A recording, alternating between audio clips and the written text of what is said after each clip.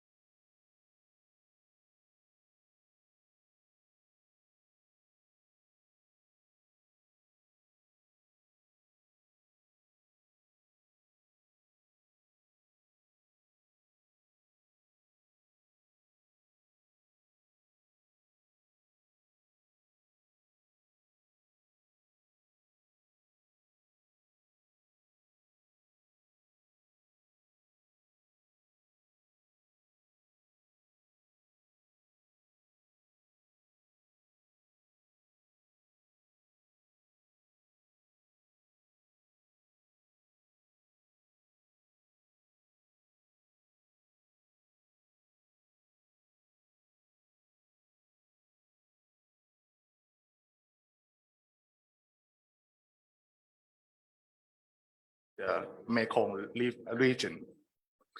I would like to warmly welcome all participants to the Faculty of Political Science, Chulalongkorn University today. First of all, I'd like to express my appreciation to the co-organizers of today's public seminar for this work, their effort to bring this happen, for bring us together here. Well, alongside the team of the CSDS, led by Ajahn Kao. Thank you very much. The co-organizers are the Raul Warrenberg. I'm sorry if I pronounce incorrectly, Institute Regional Asia Pacific Office, the Office of the United Nations High Commissioners of Human Rights, and Chulalongkorn University, UNESCO Chair in Resource Governance and Future Literacy. I would like to thank all the presenters, moderators, and participants who are joining with us today for giving the time, the effort, openly sharing their expertise and knowledge. The overarching focus of this public seminar is on the connections between climate change, people's mobility,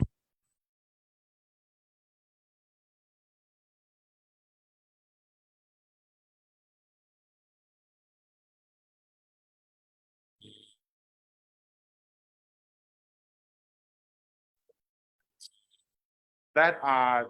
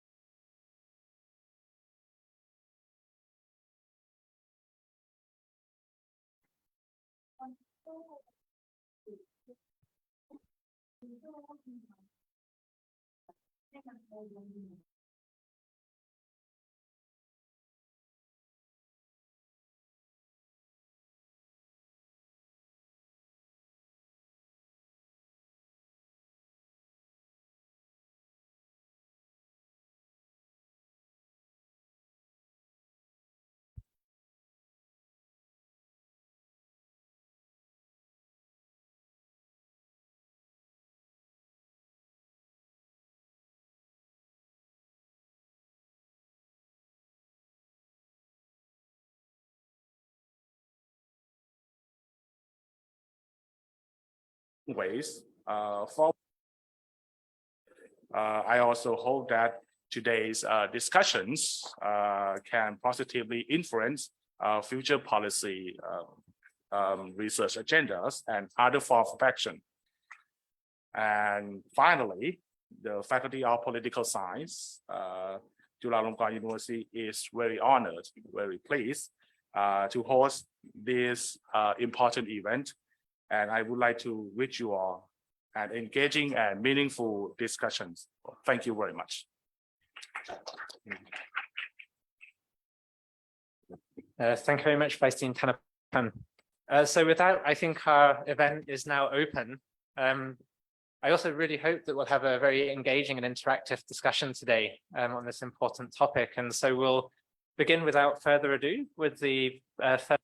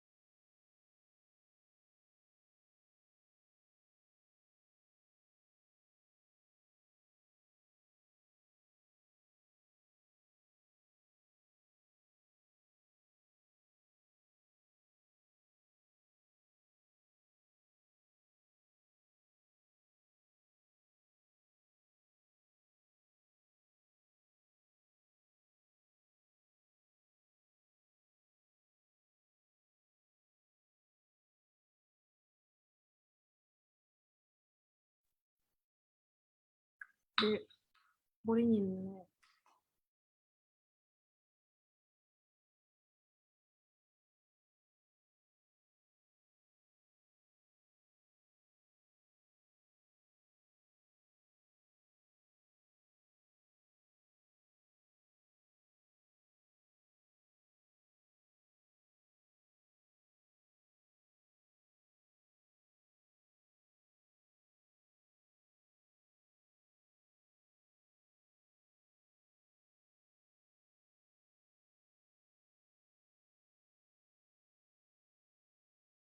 Just in more depth in the next session.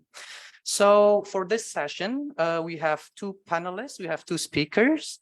First, we have Dr. Pia Oberoi, Senior Advisor on Migration and Human Rights, Office of the United Nations High Commissioner for Human Rights, or OHCHR. Good morning, Dr. Pia Oberoi. Maybe you could take a seat here. So as a senior advisor, Dr. Oberoi is responsible for developing and implementing research and policy on migration and human rights in the region. And Dr. Oberoi is the expert in human rights and migration, because previous to this post, Dr. Oberoi was the head of the global migration team at OHCHR, where she headed the office's global work on policy and legal issues related to human rights and for all migrants and the intersections between human rights and migration. And before that, she also led the migrants' rights works of Amnesty International's International Secretariat, and she also has been the expert consultant for NGOs and policy think tanks, not just in Asia Pacific, but also around the world. So welcome once again, Dr. Oberoi. Thank you for being with us this morning. And second, we have Dr. Carl Middleton, the director for Center for Social Development Studies, CSDS, Faculty of Political Science, Chulalongkorn University. Good morning, Dr. Middleton.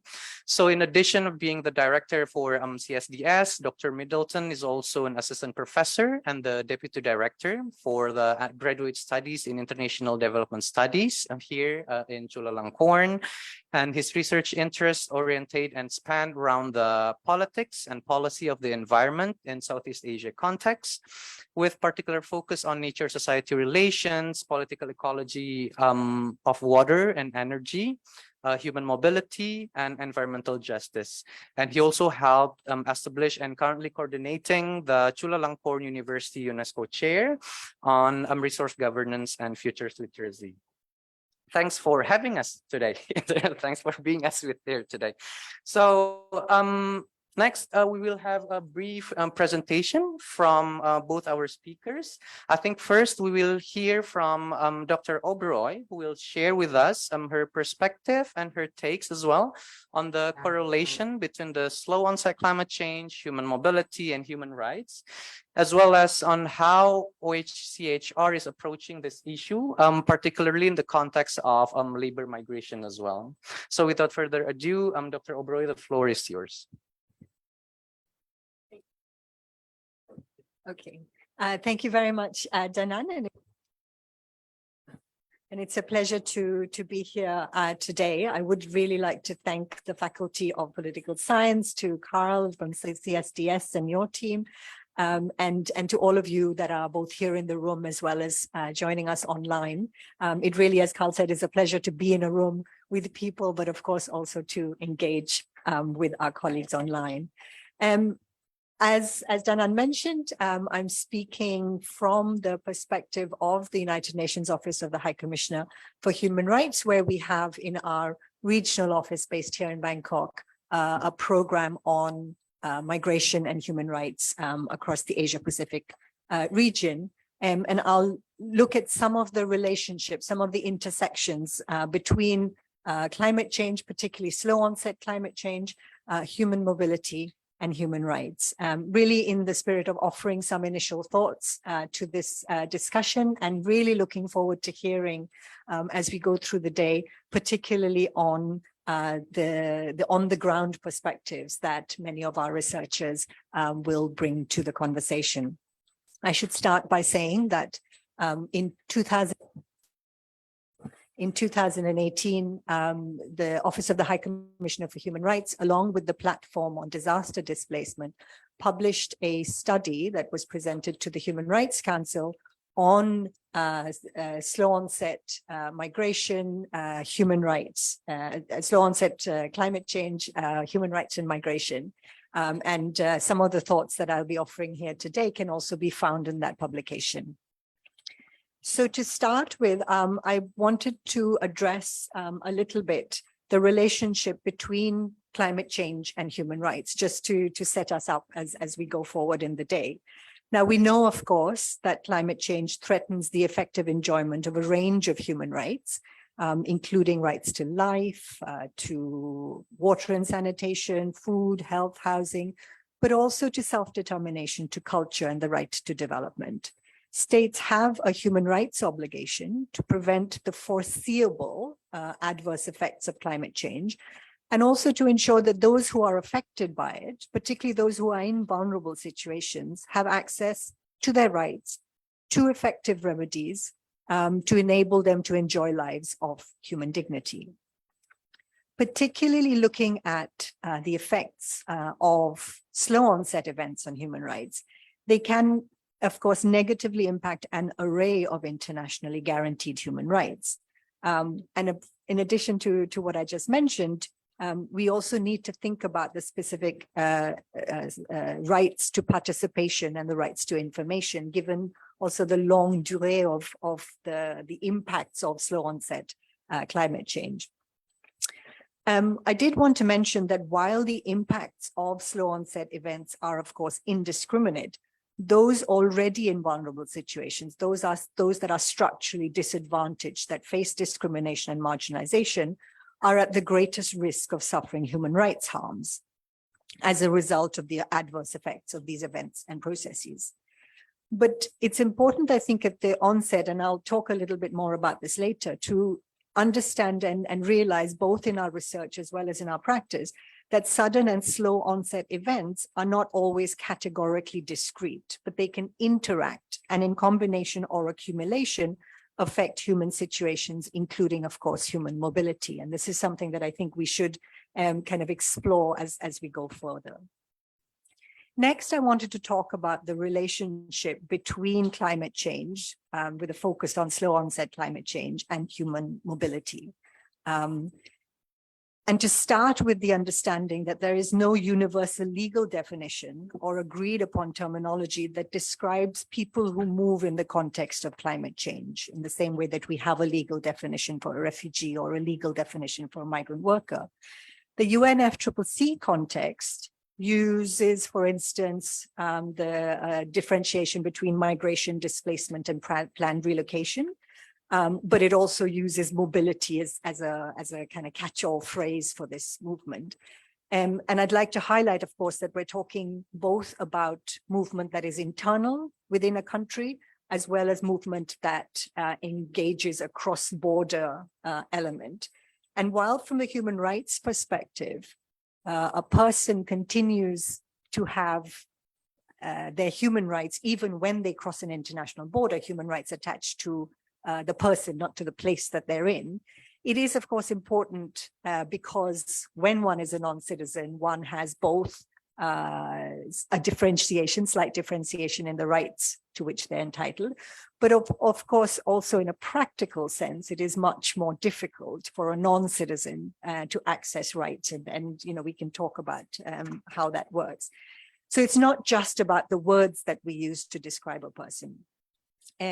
But sometimes the terminology can also serve to obscure the complexity that is inherent in mobility in response to climate change. And so some of the work that we've been doing also with Carl and his team is really about understanding how terminology can affect access of people to their rights. Climate change, in that relationship between climate change and human mobility, climate change is affecting decision-making and the compulsions around migratory movements in a number of different ways, including influencing the likelihood or the possibility that people will move, or indeed that they will not be able to move, and the conditions, if they do decide to move, in which they will be able to make that movement. These risks are linked to human mobility in at least two general ways. First, the risks to human rights in situ, where the person is, contributes to their vulnerability, which in turn can act as a driver, as an initial driver of this movement. And second, that there are specific impacts to the human rights of people on the move at all stages in their journey, including, and this is quite important from a human rights law perspective, their access to entry and their protection from return to harmful situations. But I think the coming back to that complexity, it's important to recognize that human mobility in the context of climate change is often multi-causal. Environmental change indeed interacts with a wide range of other factors to influence a decision to move, and the degree to which this decision is voluntarily taken. In some cases, as I said, this interaction may render an individual unable or unwilling to move, despite the fact that they're facing increasing environmental challenges. And the context of immobility, I think, if we're putting ideas on the research agenda, is very important as well. The fact that some people will not be able to move in the context of these processes. This underscores the fact that much movement, and indeed specifically also related to movement related to the environment, is not entirely forced or entirely voluntary, but falls somewhere on a continuum between the two, with these multiple factors contributing to decision makers, whether a person moves, how they move, where they move to, etc. While slow onset processes and effects are a key factor in migration, it is difficult to predict or even often to know where people are moving, the number of people who will move in any given geographic space. This is part, in fact, as you know, to a lack of data generally, but also the particular difficulty of isolating slow onset or gradual environmental change as a driver of migration. The difficulty stems from the complicated relationship that we've talked about between environmental change and migration, the latter being influenced and the former being compounded by factors such as demographics, poverty, governance, structural human rights deficits, and other social, economic, or political factors. These challenges and the risks posed by slow onset effects require ensuring effective mechanisms to protect rights and long-term planning and solutions.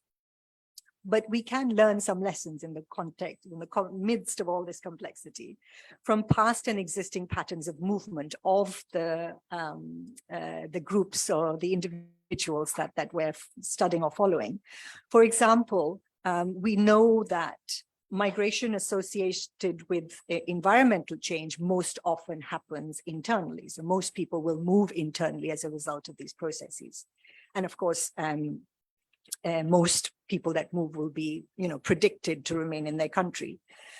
But migrants, even when they move across borders, when they move outside of their countries, may also follow specific migration patterns. In the context of climate change, they may follow historical patterns of mobility or seasonal patterns of mobility, and may indeed rely on existing networks that exist for them and their communities outside of their countries. So when we're looking at the intersections between climate change and human mobility, it's important to be aware of the entire context of this movement and not just be looking, to specifically identify the climate drivers, but really to look at the whole context.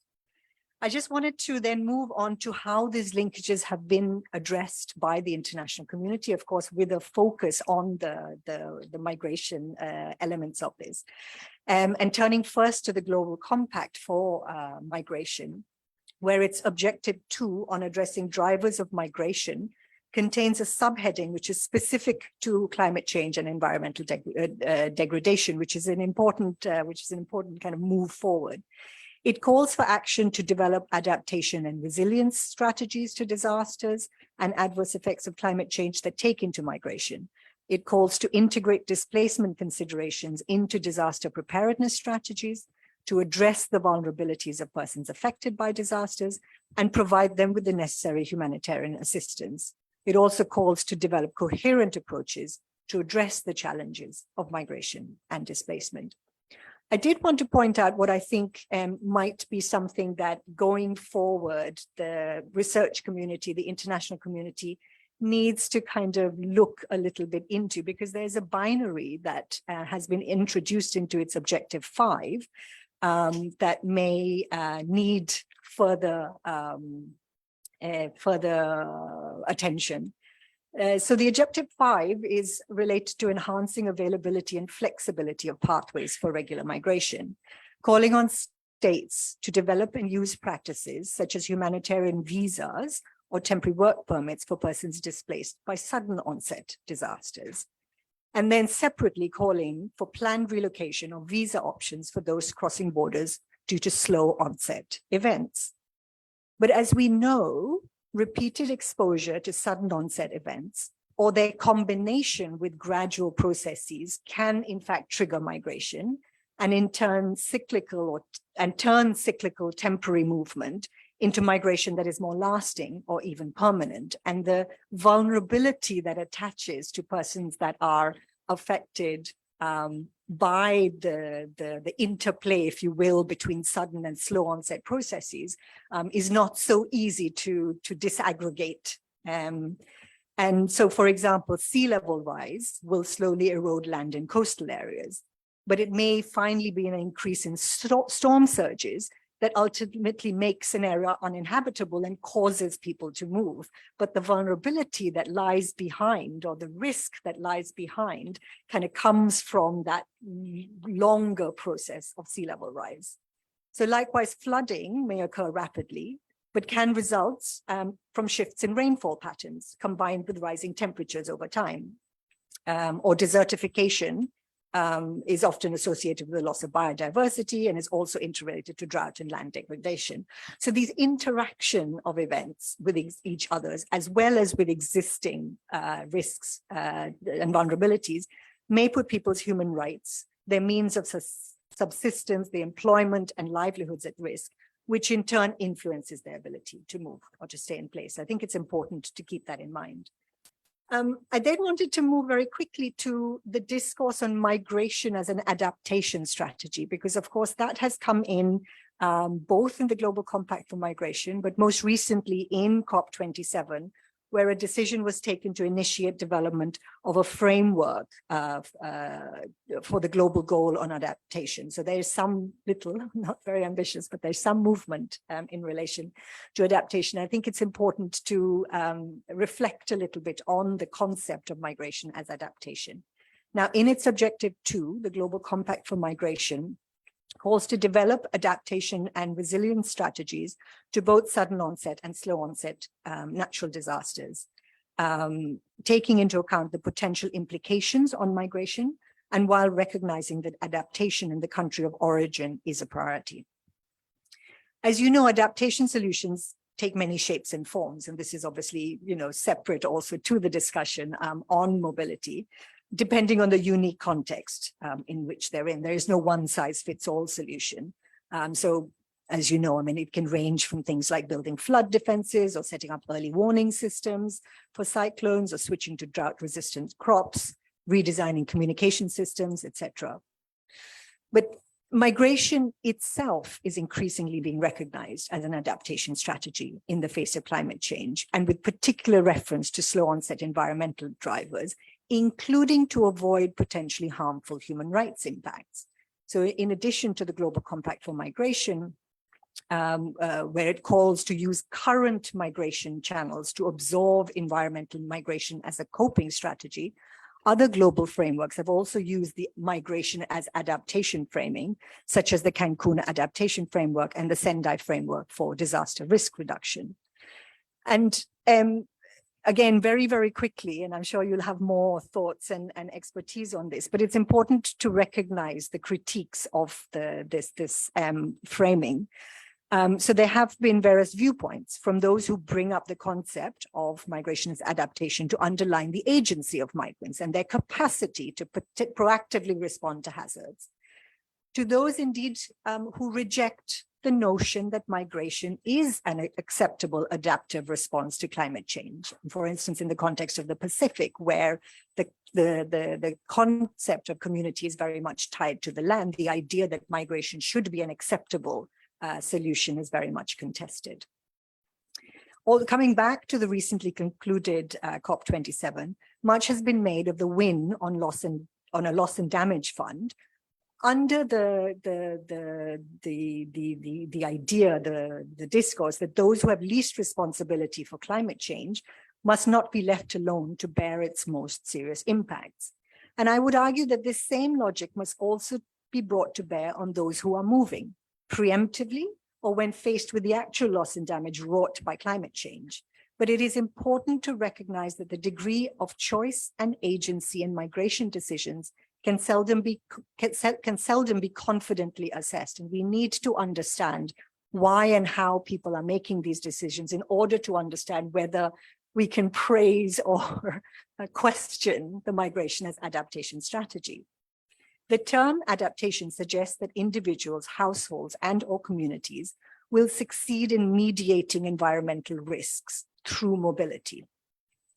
Yet I think it's important to recognize that migration can also fail to secure people's livelihoods and result in increased vulnerabilities for the migrants and their families, even if this is planned over a longer time horizon.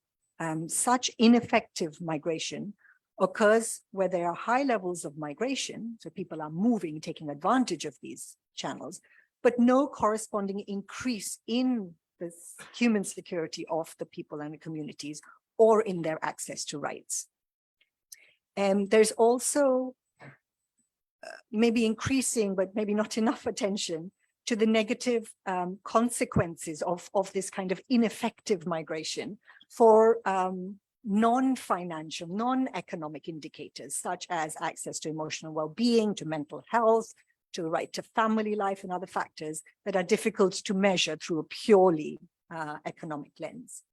There is a risk of mislabeling migration as adaptation if it places the burden for adaptation only on the shoulders of migrants and their communities and is precipitated by structural inequalities. So just to maybe wrap up a little bit, but just to focus in on our context here in the Asia-Pacific region on temporary labor migration, which is a model of migration that is most often officially recognized and promoted in our region. But as the OHCHR is going to argue in a forthcoming report that we hope to publish by the end of this year, a human rights-based assessment of temporary labor migration programs should examine migrants' full lived experience of this kind of migration at and away from the workplace, as well as the consequences of these programs for their families and communities, because the temporary labor migration is often highlighted as an integral part of the migration and adaptation framing. And we would argue that these schemes are often fundamentally unjust. They're extractive and discriminatory, with the reality that for many low-wage migrant workers, particularly those in undervalued sectors of work, the precarious and discriminatory conditions inherent in many of these programs result in immediate and long-term negative human rights consequences. So the increasing linking of the debate on adaptation to slow onset climate change with the discussion on migration for work means that we need first to see a reconfiguring of migration governance broadly away from the fundamental inequality of enforced temporariness to a situation where migrant workers, even on a temporary stay, enjoy equal human rights and are able to demonstrate agency in their migration, and where a toolkit of rights-based policy responses, including, and this is not included for the moment in these temporary labor migration framings, including pathways to secure or permanent residence, would provide rights-based options for migrants and countries of origin and destination. So just to finish, the preventive role that a human rights-based approach plays can shift the focus to look at the risks that slow onset events pose to human rights, but which enable then states to take action before severe harm occurs and to ensure meaningful participation in the search for solutions of those most affected by climate change. And I'd really like to highlight that this should be around the whole framework of migration, not just when we've identified those hard to identify drivers of movement, but really to look at the context of mobility. Such an approach strengthens arguments to enable people, for instance, to stay in conditions, to stay in their countries or at their houses in conditions under which their human rights are respected, to then allow for migration under conditions that protect human rights as a means of adaptation, or to facilitate human rights responsive planned relocation, whether this relocation is temporary or permanent. The other finally important message from a human rights perspective is that the impacts of climate change are not equally felt or experienced in the same way by all members of society. And not all individuals and groups have the same access to internal mobility, nor to cross-border migration. And not all who are able to migrate will be able to use it as a successful strategy for climate adaptation. As I've tried to argue in these few remarks, there's much that is complex in the linkages between slow onset climate change, human mobility, and human rights. And we really need to acknowledge and work through this complexity. And this will be far more likely to lead to rights respecting outcomes than merely putting new labels onto old forms of precarity and hoping for the best. Thank you very much.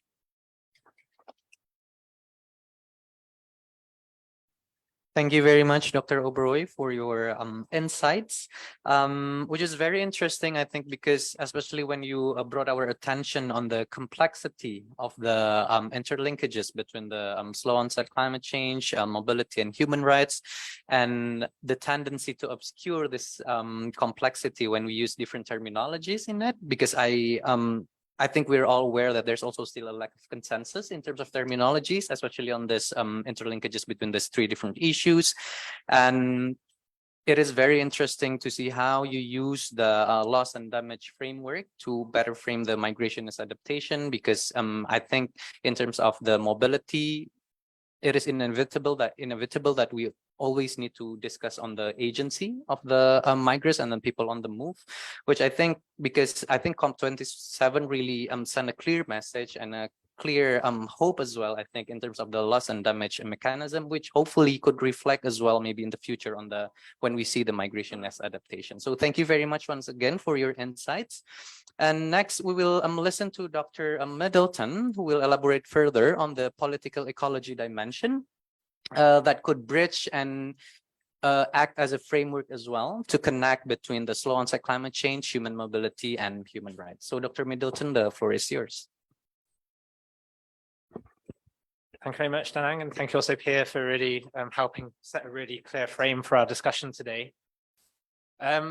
So today I'd like to share some reflections, and again, quite tentative reflections, because as Pierre's already outlined, this kind of issue is very complex and multifaceted, but some reflections on this topic of who is an environmental migrant in Southeast Asia, and trying to bring a little bit of political ecology onto a perspective on the relationship between environmental change, mobility, and kind of categorization and recognition. Okay. So I think, as Pierre's already outlined, the connections between climate change and human mobility are increasingly recognized in policy circles, in academic research, and also it's being increasingly reported in the media as well. It's also been increasingly discussed in intergovernmental processes, such as the recent COP27. It's widely recognized, for example, that land degradation and sea level rise and changing temperatures will shape mobility as a form of adaptation, but with the important critiques that Pierre's just brought in. However, there's still much to be done on understanding the connections, including their intersection with the politics of existing situations of vulnerability, such as the access, control, and use of resources, and the situations that migrants might face, either internally or if they move across borders. As Pierre's also emphasized, there are also unclear categorizations on who even is an environmental migrant, including some form of climate migrant. And what I'm hoping in terms of this meeting is to really focus this issue onto the context of Southeast Asia, where whether we're talking about national laws or regional policies in Southeast Asia, there's still a lack of agreement on who might we be talking about in these cases. There are many similar terminologies that are in use.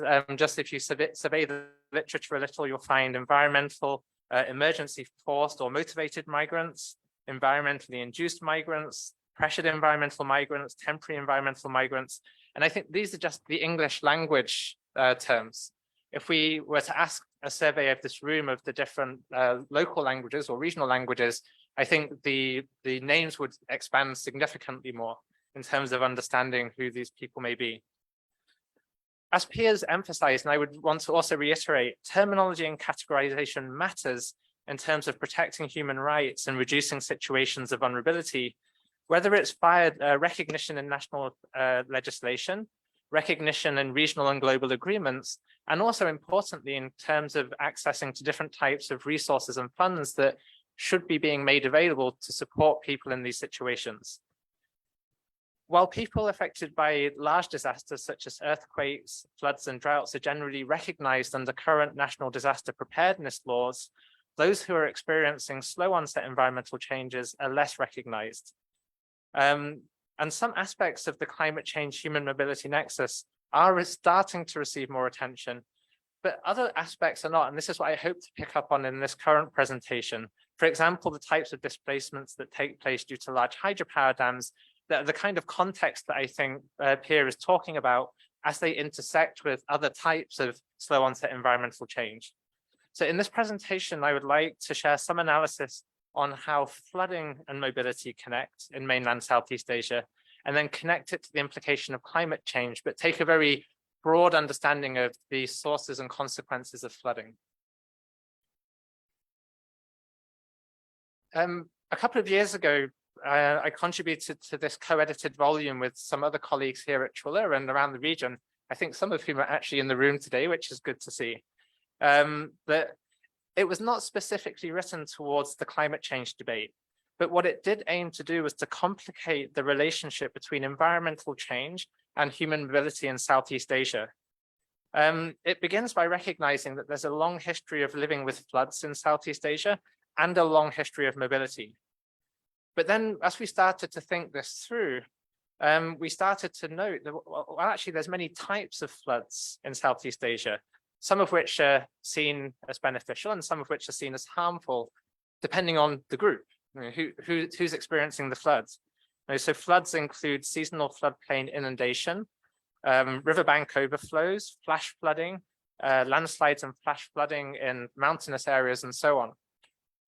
There's also many different types of human mobility that I think Pierre's already introduced the complexity around this. So there's local, cross-border and transnational migration, short-term, long-term or permanent or circular types of migration. And also, as we're starting to recognize in the context of responding to climate change, what we might call multi-local livelihood strategies, where migration is a part of a kind of a family unit where some people stay and some people move. And so risk is kind of spread across different geographical spatialities. What we realized in this study overall was that overall people's vulnerability to flooding reflects a larger story of socioeconomic and political inequality in the region, where destructive floods disproportionately affected marginalized groups with less political power. And the effects of floods could either be mitigated or exacerbated by institutionalized disaster responses.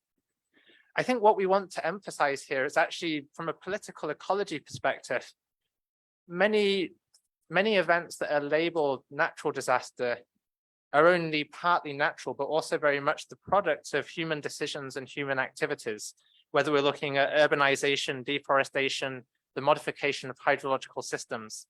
And so when we start to recognize the connection between human decision, natural phenomenon, and disasters, including slow onset ones, then we start to realize that we're looking at the intersection of these very complex social issues and also political issues and the political dimensions of these. There's often a narrative that migrants get blamed for living in risky spaces that are vulnerable for flooding, example. But this is often decontextualized from the wider context, trying to understand why people end up in those certain spaces, or even they, in the sense of agency, may choose to live in risky spaces. So these are some of the messages that we found in this research. And we also wanted to emphasize in this research that people living with floods may express their agency through mobility in a response. But as peers recognize, it's this halfway space between partly being forced response and partly being an expression of agency. So to build, what I'm hoping is that the discussion can also build from this book to kind of connect it now to the context of climate change, to maybe understand what does adaptation look like in these pre-existing conditions of living with floods in Southeast Asia? And how does that connect to people who might be understood as some form of environmental migrant or climate migrant? So I'm going to very briefly turn to an example, but actually we have a more thorough case study from Vanara in the next session on Tonle Sap Lake. But just to kind of give some ideas, this was some of the research that we conducted. So for those that know Cambodia well, Tonle Sap Lake is at the heart of Cambodia and has an annual flood cycle that connects to the monsoon. And so the lake expands and contracts and rises and falls with the flow of the Mekong River to which it connects. Around 1.7 million people, who are mainly farmers and fishers, live within the basin, whose lives and livelihoods connect to the lake. Tonle Sap Lake has been recognized as one of the most productive and intensively fished inland fisheries in the world, although the fisheries are increasingly under stress since the 1990s. It's also a site of intensive farming activity. So we conducted this research 10 years ago, and again, Vanara will introduce more recent studies and updates. But I think for the purpose of thinking about the connections, the findings should be useful. So we did the research in 6 different floating or half floating, half sedentary communities. And overall, we found, as you might not be surprised to hear, that flooding is beneficial in most cases. It brings fish and it supports agriculture. But at the same time, different types of floods relate to people's lives in different ways. So when there are high floods, it negatively affects farmers, for example, but affects fishers because high floods reduce the farming season and can destroy crops. It benefits fishers because higher floods means more fish. Conversely, low flows affect both fishers and farmers negatively because it brings drought to agriculture and it also reduces the amount of fish catch. What we found overall, to keep this brief, is that increasingly migration has been seen as a livelihood strategy that's partly patterned by this relationship with flooding. But very importantly, it also intersects with access to resources and the politics of access to local resources, which is shaped by local politics and national policy. So we also heard at that time that migration can bring some economic benefit, but as Pierre also mentioned, also brings risks at the same time, including the risk of possible debt if migration is not successful. And that migration is not always the preferred option, but sometimes seen as the inevitable choice, which I think again speaks to the kind of halfway space between agency and forced movement. We found that perhaps more significant to the discussion that we'll have is that the government agencies responsible for natural resource management and for migration are very siloed. At the time, they weren't really talking to each other. So when we think about the connections between climate change, mobility, human rights, and in rural contexts, access to resources, we need to recognize that government agencies are kind of siloed in the way that they might manage responses to aspects of these issues. We revisited Tonle Sap in 2019, and so much had changed. And this is why I'm really keen to hear Vanara's assessment. So much so that when we wrote a paper on this situation, we called it a hydrosocial rupture. One important finding was that the lake's flooding had fundamentally changed. I'm going to turn to this next in the discussion. So the lake was barely flooding compared to the past and had a lot more experience of drought.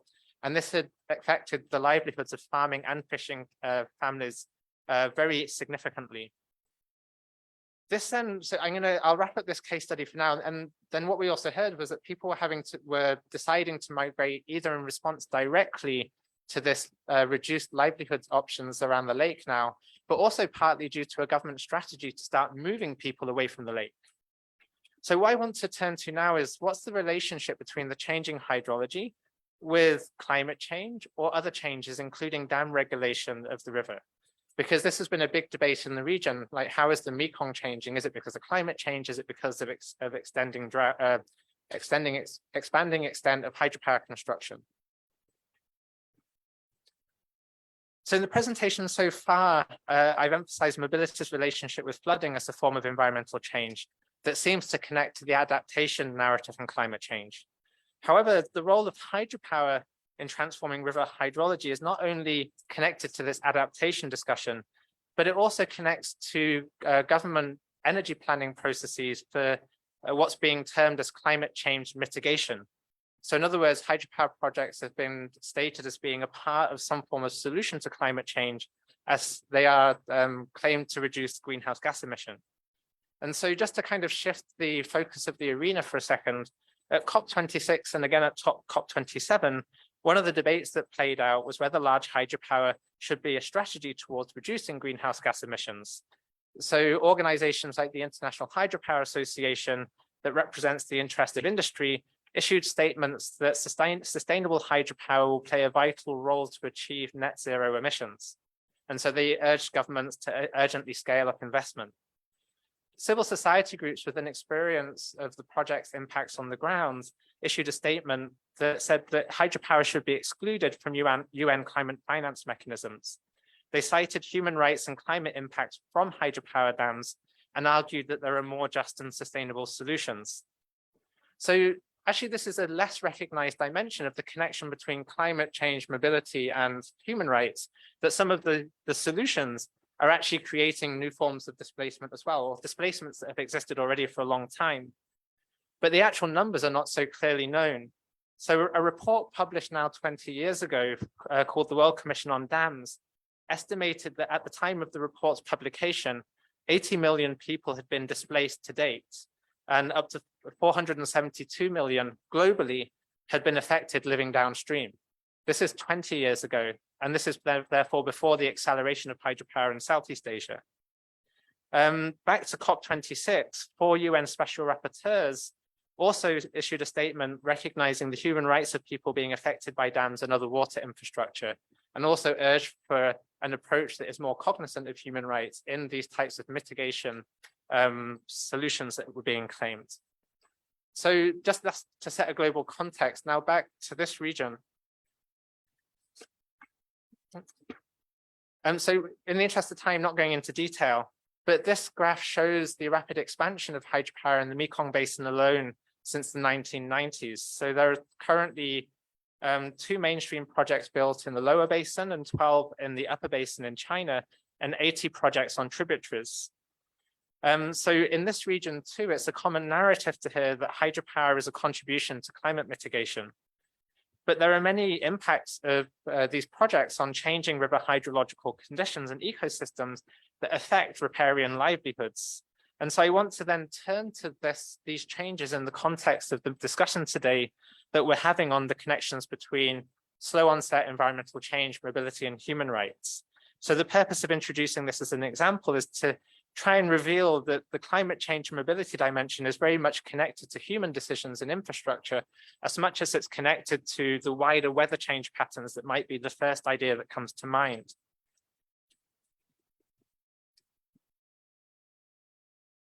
I'm sure those in the region will be very familiar with this example already, the ZPNZ Nam Noi dam break that occurred in 2018. So this tragic case led to the death of 49 people, with 22 people missing, and displaced 4,500 people, including and affected more than 15,000 people across the border in Cambodia. So this kind of forced displacement was initially claimed to be the result of a natural disaster due to extreme weather, but later evidence revealed a poor design and possibly corner cutting in construction, although this claim is disputed by the company. So the dam has already entered into commercial operation since 2019. As of last month, there are still 100 families living in temporary accommodation. So because these projects are kind of connected to some form of solution around climate change, we should be able to make these connections between displacement, climate change solutions, and mobility in the region, including the human rights dimensions in this case, which should be very clear. But then to kind of take a bit of a step back of like other forms of mobility that connect to these projects. So there are probably the most recognized forms of displacement, which are forced relocation due to hydropower projects being constructed. And these are what are obviously studied most extensively. So the physical infrastructure tends to provide replacement, sorry, in relocation under these conditions, physical infrastructure is often provided to rebuild new livelihoods, although many resettled households may be left in situations of vulnerability that are more so than before they were resettled. Surprisingly, the actual number of people that have been forcibly moved by resettlement in this region is not documented. I couldn't find a complete study, but this graph shows that for tributary projects in Laos, the number of people that moved range between hundreds and thousands per project. There's then also what I would call slow forced displacement, and this is far less studied. It reflects how decisions are taken to migrate due to resource degradation and the loss of access to resources. So we might connect this, for example, to the Tonle Sap case study earlier, and many other people that live alongside rivers who are gradually experiencing ecosystem degradation that are kind of a part of this complex array of environmental change at the intersection of climate change with more human created changes of the environment at the same time that are difficult to disaggregate at a distance. There are a growing number of studies that touch on this. For example, there's been documented out-migration from the Cone Falls area of southern Laos, where the Don Sahong Dam was built in 2020, along the Hin Bun River, where the Turn Hin Bun project was built in 1988, and also along the Mun River in northeast Thailand, where a project was built since 1994. And Ajahn Ganakwan in the next session will discuss more on this. So the point I want to make here is that forced relocation and slow forced displacement are phenomena that are occurring because of these projects, and they intersect with climate change that I think, as Pierre was also mentioning, could worsen already existing situations of vulnerability for people that are affected by them. So to just come to some conclusions on this, there has been a growing attention to the connections between environmental change and mobility among academics and practitioners, and these are being increasingly connected to governance regimes. And in the process, these are creating new categorizations of environmental migrant at the global level, and especially for rapid onset disasters. These are also being connected to international frameworks like the ones that Pierre has mentioned on the Global Compact for Safe, Orderly and Regular Migration. My impression is, and one of the motivations for organizing this event today, is that there's far less recognition of these issues at the national level in Southeast Asia. And that the mandates and the actions of government agencies to date are quite siloed in their approach. And I hope that our work can contribute towards making connections between these issues and this siloization.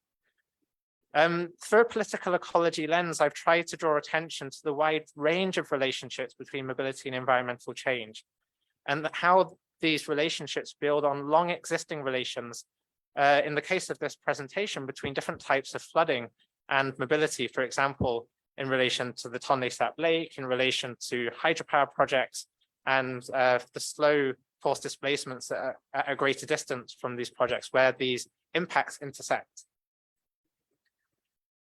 While these people and their mobility are connected to environmental change, it's still often not recognized. And I think the final thought I want to draw attention to is on what needs to be done about bringing more recognition.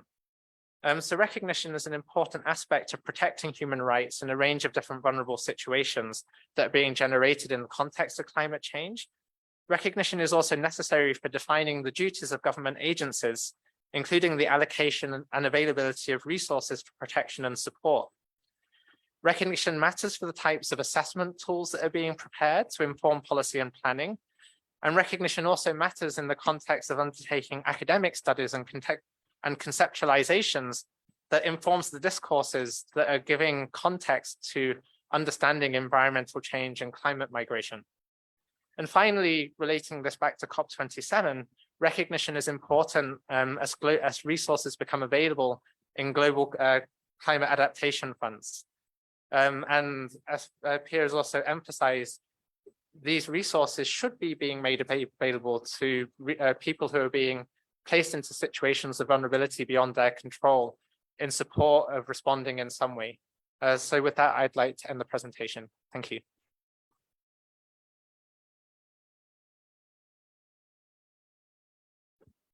Yeah, thank you very much, Dr. Middleton, for very, very interesting insights.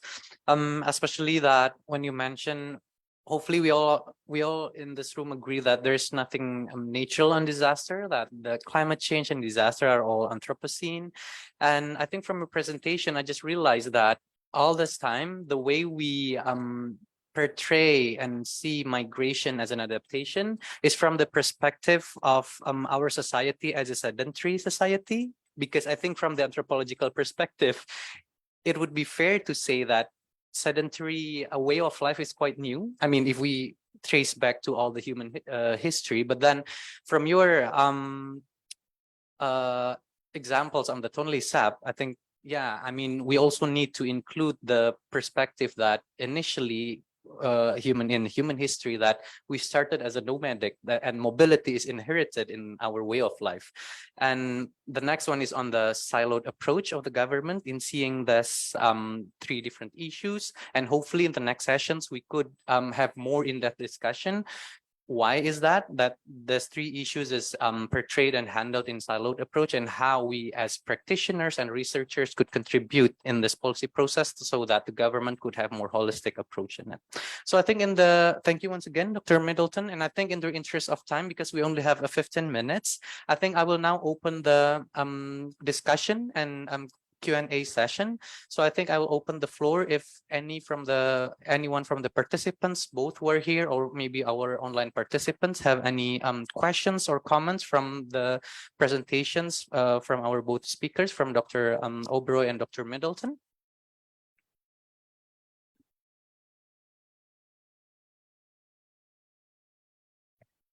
Good morning. Oh, sorry. My name is Nida. I'm from Cambodia, a lecturer from Royal University of Phnom Penh. Actually, it's very interesting in terms of these topics. Firstly, it's very hard to know about the hazard related to the onset events. For example, drought. It's very hard to know when it is onset. And also related to the resource degradations, it's very hard to recognize whether our resource is being degraded or not. It's very hard to see. And I think our speaker also talked about related to the riverbank erosions. It's also a forced kind of mobilities. Firstly, is the river taking the house, and then have some people, they have their land is 200 meters long, and gradually they being cut and lost into the rivers, and eventually they have to migrate or move to somewhere else. And that is also very slow, and it's very hard to link, the final decision to do any kind of mobilities or migration it's quite gradual. And then how would you kind of anticipate on this kind of events and introduce any kind of right time decisions to help those peoples? So that's the things that I want to ask. And one more thing is, like, when you are talking about the relationship between migrations and slow onsets, because the slow onset in nature, it's so slow and it's very hard to do, and migration is just one time of decisions. Or you have any kind of measurements, methodologies you already discussed? What kind of methodologies that you are going to use to link this kind of associations? So that's the two questions from me. Thank you so much. Yep, thank you very much, Dr. Nida, for your question. And again, the complexity of the mobility characteristic in slow onset, because again, there's no clear cut. It's different with rapid onset, right? So maybe Dr. Oberoi or Dr. Middleton, you wanna response first? Okay. I'll thank you very much for the question. I'll just try very quickly, and I'm sure Carl has better things to say.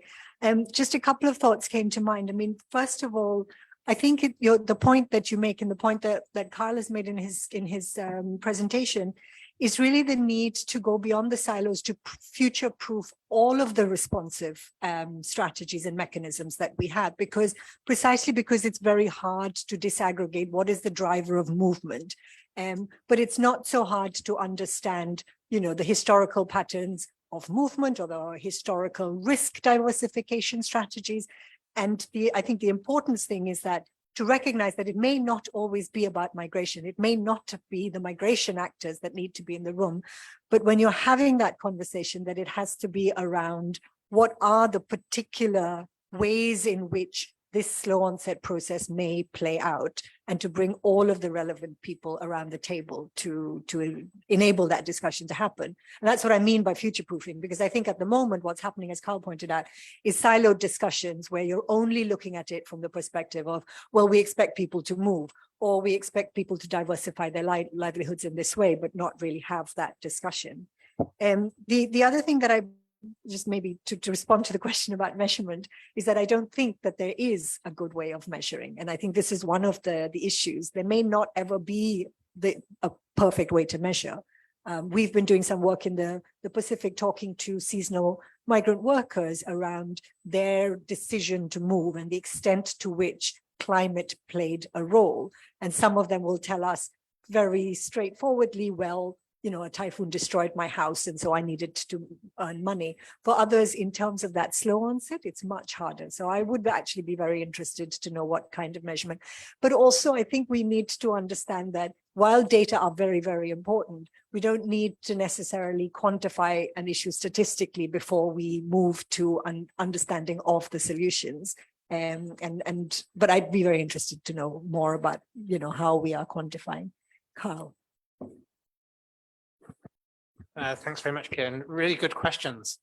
So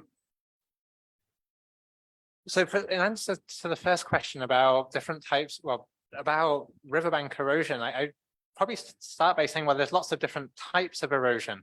And so the specificity is quite important. So for example, with our graduate students, we visited a community called Kon Samut Chin last week, which is, you'll hear a case study on this in the next session, where the erosion of land has been due to sea level erosion by the sea, together with changes inland and the changing movements of sediments within the river basin. So studies could identify reasons why coastal erosion was taking place, but those studies didn't kind of fit into the way that law would recognize it as being a form of harm or damage towards the community. But what I think we learned in this case was that actually probably the strongest strategy and what many of the community members are seeking are recognition of their right to housing and right to land, because they actually prefer to stay where they are. So actually that fits into current national law, to understand the loss of the coastal erosion as being a question of right to housing and right to land in this case. But there are other examples I can think of, a case in Laos where a hydropower project has predictably changed the river conditions and eroded downstream of the river. Like the studies that were conducted, the environmental impact assessment anticipated that would happen. And indeed, that is what has happened. But there's not a full accountability in this case between the project operator and the communities downstream in terms of providing compensation and livelihood options. So in a very different context, I would say the solution is actually clearer accountability mechanisms based on evidence that actually a project has caused harm, in this case land erosion, that has had an impact on community livelihoods. For the second question, I agree with Pia that it's actually quite difficult and possibly not even necessary to quantify the links between slow onset change and mobility. But I think an important step towards understanding it, to making the connections, is to do studies that explore the connections specifically. I think researchers similarly have only just started to make those connections and design studies to understand the connections better. So I think the more studies that are done and the more discussions that we could have like this to make the connections obvious would then be a step towards linking it to policy and then also linking it to action. I'm not sure that's a satisfactory answer or not. Yep. Yes, it's good to know. Thank you so much. Yep, thank you very much, Dr. Middleton and Dr. Oberoi. Yeah, it is really hard, I think, to have that very specific measurement to quantify. I mean, on this particular issue. But then the thing is, sometimes policymakers, they love numbers, right? When they make decisions. So maybe it is also, very interesting to discuss on how to advocate more qualitative evidence-based policymaking in the future. I think, again, in the interest of time, we still have time for one more question. Yes, please.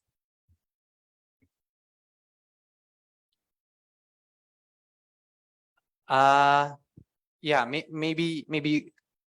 So okay. Yep. Maybe you could. Yes. Thank you. Hi, I'm Stefano from WWF. I've been listening to this. I've been working mostly with teams implementing projects on the ground, working with communities, helping to do planning and developing projects and evaluating them in the past before moving to my current position, and did some research back in the days. So when I was looking at disasters, I mean, it was pretty clear that all the disasters are different, and I think that's also something that came out from this discussion.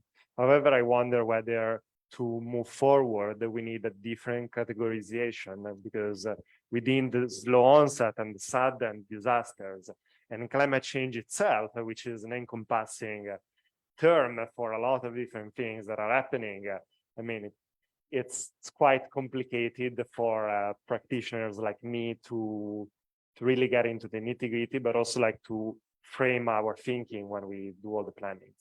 Thank you. Yep.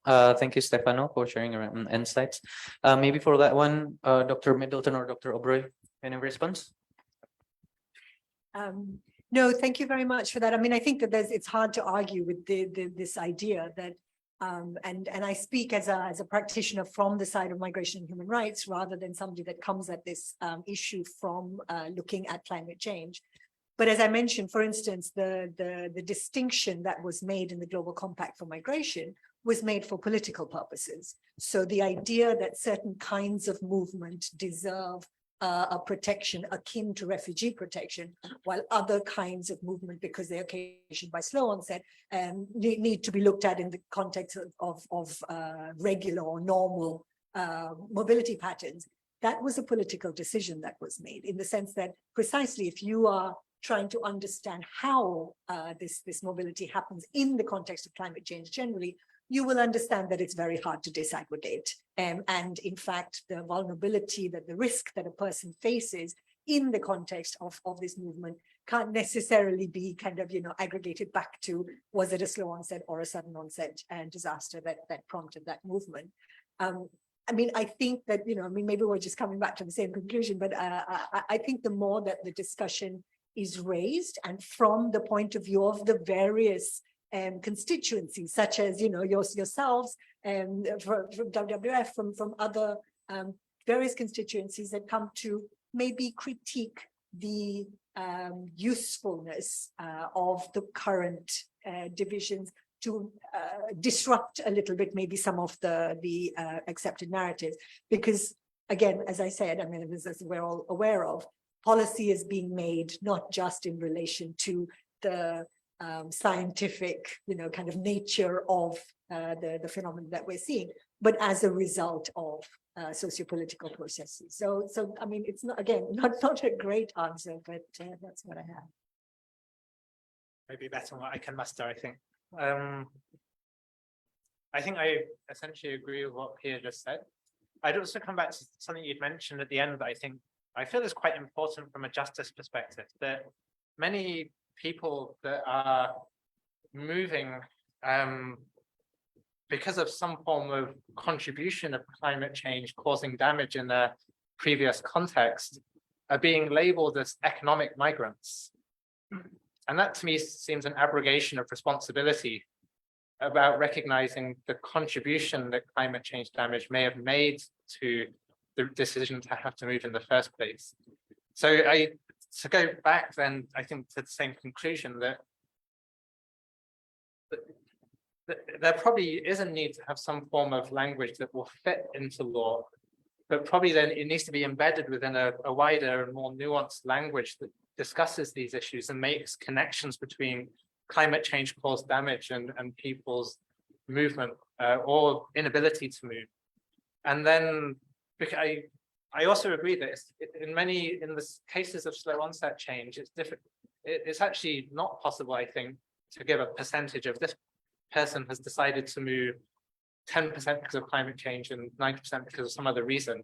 And it's probably not useful to even do that, but rather to just recognize some form of connection that gives some form of entitlement to support that ultimately connects to access to resources, including in the global accountability mechanisms.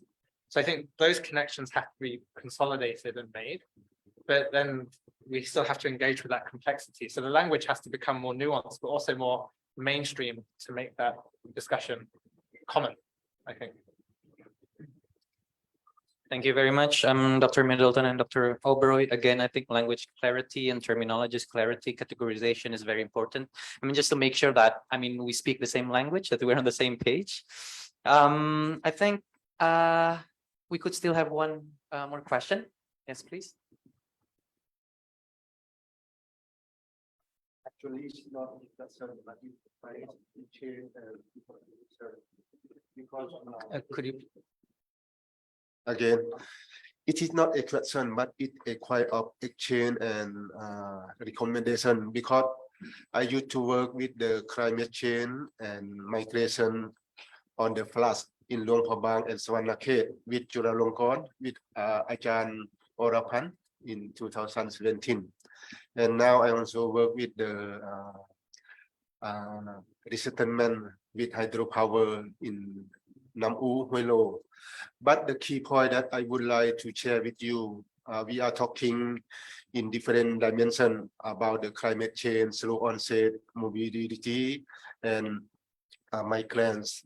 But the migrant there, the key point I would like to exchange with you, because before they said the migration, they also agree with different partner already.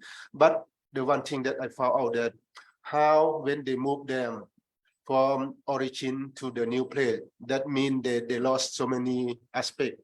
But the one thing that I found out that how to make them sustainable, because sometimes when the policy setting on the table, we make it very nice, but the implementation process, we have to revise. Because from the Laos side, but I don't know from another country, the decree number 84 for the compensation is very good. But the implementation process, we have to investigate and we have to do it strictly because something behind that. Sometimes on event, when I speak on the academic meeting, they also suggest me that don't speak openly because sometimes it's very good, but do you understand? Yeah, like that. So I would like to share with you that how to make them more sustainable living and livelihood, because when displacement is something that they have to setting with the new environment, but the compensation that we have to, yeah.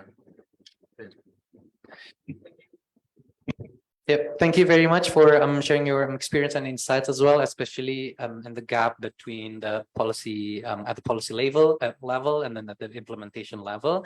And I think hopefully we will discuss that in the next session, especially when we hear more from other presenters on the ground experience on this issue. And I think this issue of the gap between policy and implementation will arise as well there. So again, thank you very much once again, Dr. Middleton and Dr. Oberoi, for could you give a warm applause for sharing the insights and setting the scene as well, especially on the interlinkages between three different issues. I think if I could conclude this in one simple term is the complexity, right? It's very complex and it's very multifaceted. But then I think the recognition of the multifaceted nature and the recognition of the complexity, as mentioned by Dr. Middleton, is the first step to really better address this issue in a more holistic manner, right? And again, the language clarity and hopefully, I mean, in terms of terminology that we use, we don't obscure, again, the complexity of the interlinkages within these issues, again, because there's a tendency if we oversimplify and obscure the complexity, then we will continue the silent approach when we dealing with these three different issues. So once again, thank you very much. And in the next session, we will hear more from the presenters on the ground experience from different countries. And I believe now we will have break, coffee and tea outside, and we will be back here at 10:30. Right? Okay, thank you very much. And once again, please give a warm applause and thank you for Dr. Obroi and Dr. Middleton.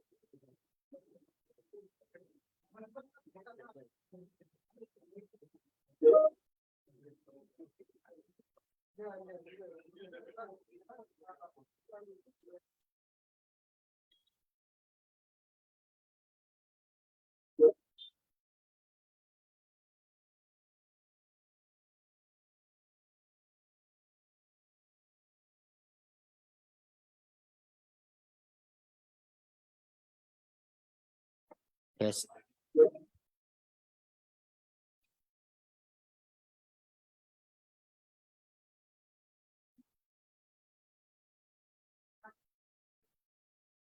Yes. Yes. Yes.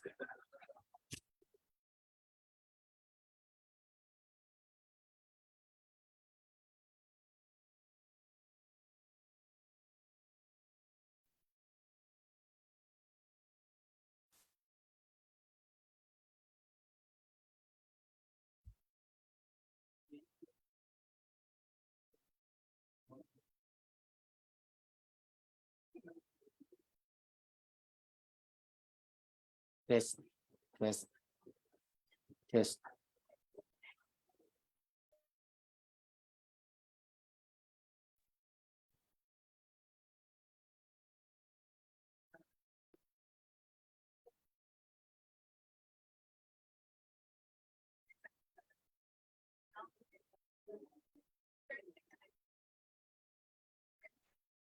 1 2 3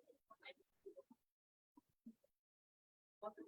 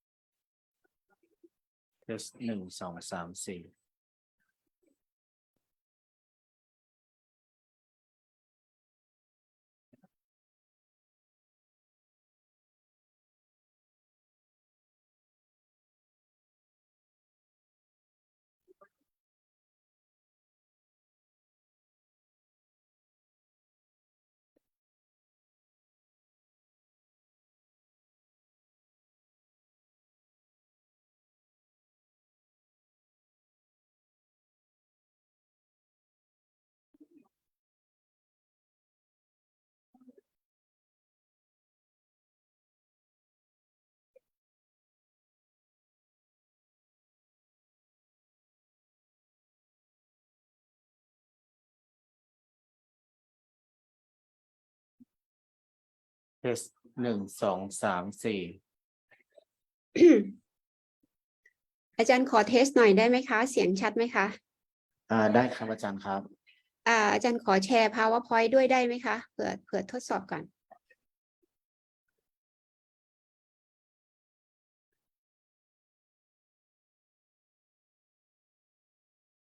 แชร์สกรีนเดี๋ยวก่อนนะครับ อาจารย์พูดได้เลยครับอาจารย์ ฮัลโหลอาจารย์อยากแชร์แชร์สกรีนเดี๋ยวก่อนนะเดี๋ยวก่อน ครับผม Performance desktop yes มันขึ้นไหมแป๊บนึงนะคะ เห็นไหมคะ เห็นครับอาจารย์ครับ เห็นชัดเนาะ ครับอาจารย์ครับเชิญ หรือถ้าอาจารย์จะคลิกมันอาจารย์ก็จะคลิก จะมีอีกกล้องหนึ่งครับ โอเคค่ะ โอเคนะคะ ได้นะคะดังนั้น ครับ อาจารย์ อาจารย์ จะแชร์ลิงก์นะคะ ค่ะ ครับผมขอบคุณครับ ดังนั้นเราเช็คทดสอบเสียงแล้วเนาะ ครับอาจารย์ ขอบคุณค่ะ อาจารย์พูดก่อน ใช่ไหมคะ ดูกำหนดการแล้ว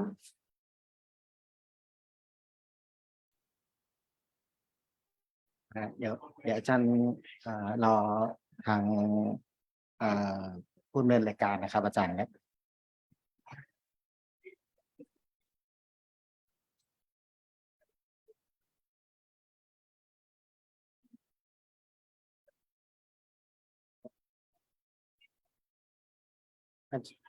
อาจารย์ลำดับที่2ครับ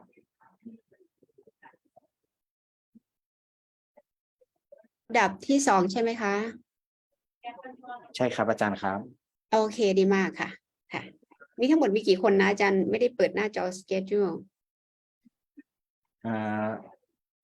ครึ่งเช้านี่มีอีก พาเนลของอาจารย์นะคะ เฉพาะของอาจารย์ อีก3 ท่านครับอาจารย์ครับ พาเนลของอาจารย์มี3 คนใช่ไหมคะ ค่ะ ครับผม โอเคค่ะ ค่ะ ดีค่ะ ขอบคุณค่ะ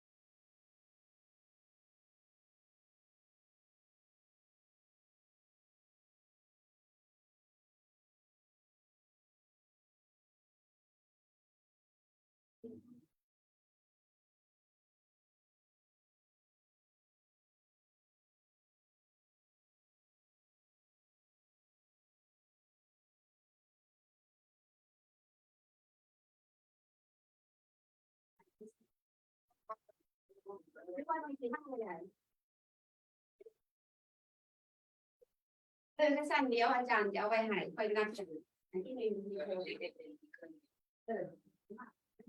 น่วยท่านเป็นหน่วยเล็กน้ำคงสองอาจารย์จะเป็นตัวอย่างนักศึกษาต้องนักศึกษาวันอาทิตย์ต้องเป็นต่างๆเราเก่งหนึ่งแกจำเป็นแล้วลงมีน้ำโขงของเจ้าเอาเด็กหน่อยเยาวชนสมัยแรกจะ3-4 อันมีที่ว่าเราเห็นท่านเป็นเรื่องการเดินงานที่หน้าของที่หน่วยยิ่งโผล่น่ะ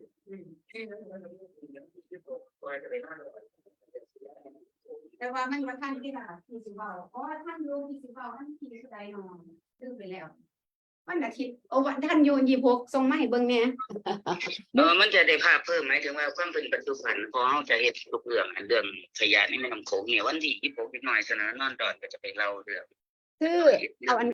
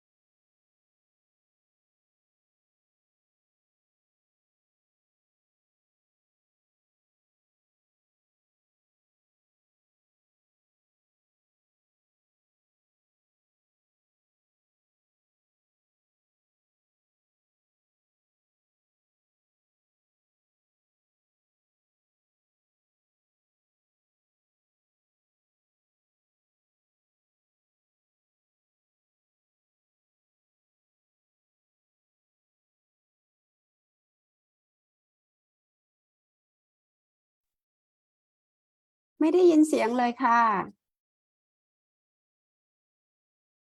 ไม่ได้ยินเสียงเลยค่ะ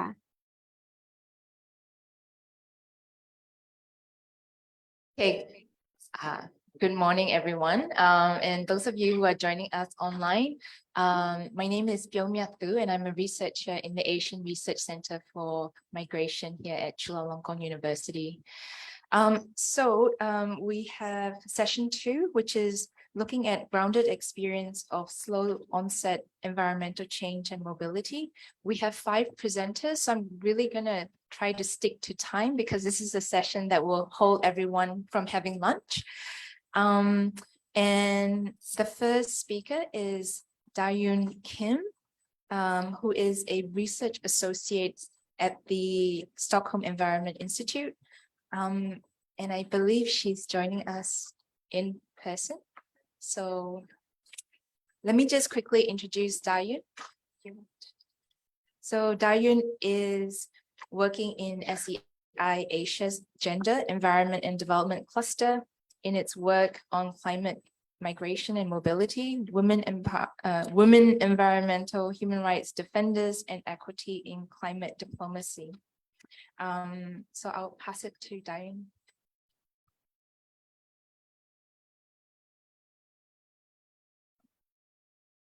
Hello. Thank you so much, Peony. Good afternoon, everyone. My name is Dayun Kim, a research associate from Stockholm Environment Institute, Asia office. Actually, our office is located on the 10th floor of this building. So we're kind of like the neighbors. And it is very much a pleasure to be with you today. And I will provide a brief presentation on the topic of environment, conflict, and migration nexus. And this was a research conducted by 3 researchers at SEI, Sarah Vigil, Andrea Torre, and myself. The research was commissioned by Danish Refugee Council, Asia Regional Office. And in this short presentation, I will provide some background from the report that we wrote on the complexities of this nexus and why it is essential not to simplify those linkages as the panel earlier highlighted, and on why climate action needs to contribute to peace building and vice versa. And given the seminar focuses on the Mekong region, I will also highlight further on one of our focus country of the research, which is Myanmar. And it's a bit of disclaimer, it may not directly fit into the grounded experiences as a lot of our analysis came from desk research, but hope to still have discussions on the topic and how this can lead to activities and research on the ground. Next slide, please. Oh, yes. So, oh, yeah. Great. Just to set the scene and highlight the limitations of our research as well. The research was conducted in the height of military coup last year, and there were a lot of implications of the current political context of mobility, especially forced migration within and across the country. And it is still ongoing, as we all know. And the situation have heavy implications on ethnic minorities, including Rohingyas, which was our focus population for our research. And although there are many challenges, including ensuring the safety of people on the move and who remain in place, further research will be needed on the nexus with focus on Myanmar and neighboring countries where Myanmar migrants and refugees are located.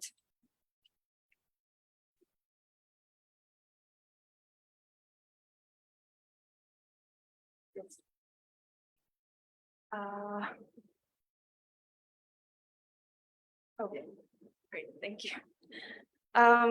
So the objective of this research was to analyze the climate migration conflict nexus in Asia with a focus on Afghanistan, Bangladesh, and Myanmar, and related displacement axes, such as experiences of Afghans in Pakistan, Iran, and Turkey, and Rohingya people in Malaysia, Indonesia, and Thailand.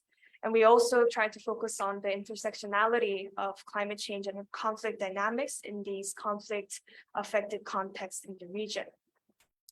And the study, as I highlighted earlier, was based on the review of academic and grade literature on the nexus.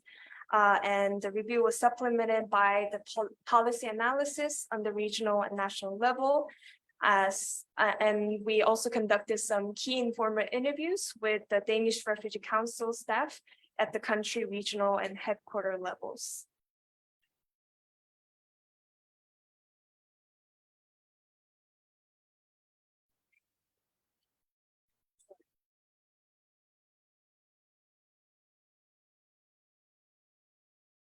Okay. Yes. So first, I'll share a broader finding of the report in all three country contexts.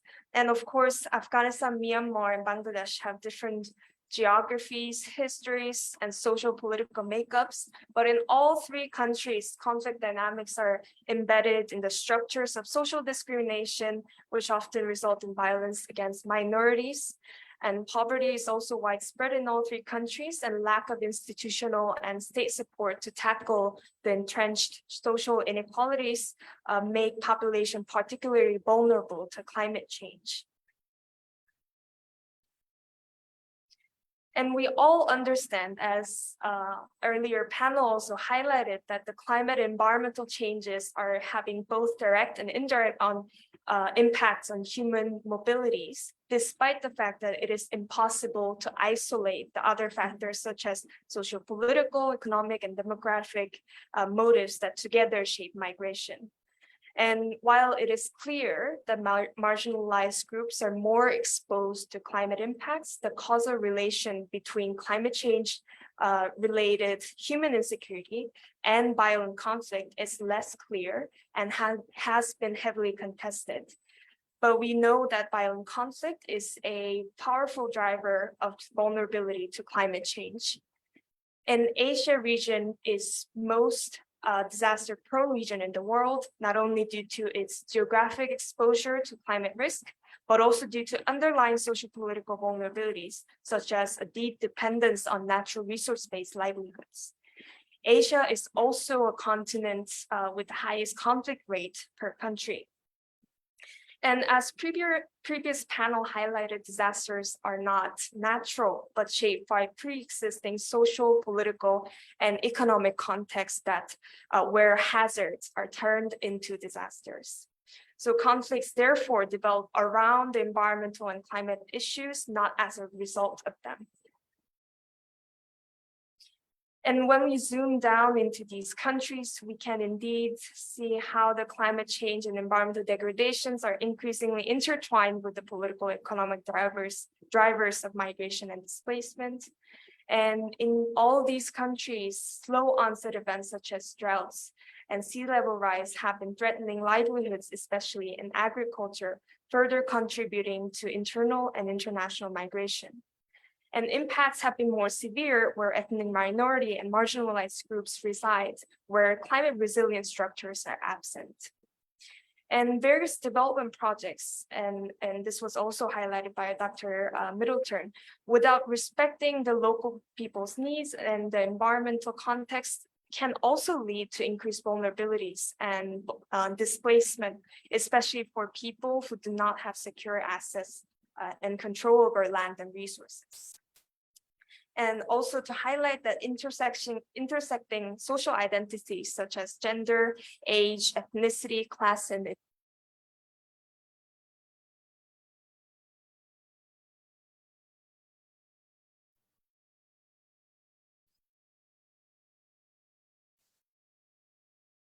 I can't hear the presenter.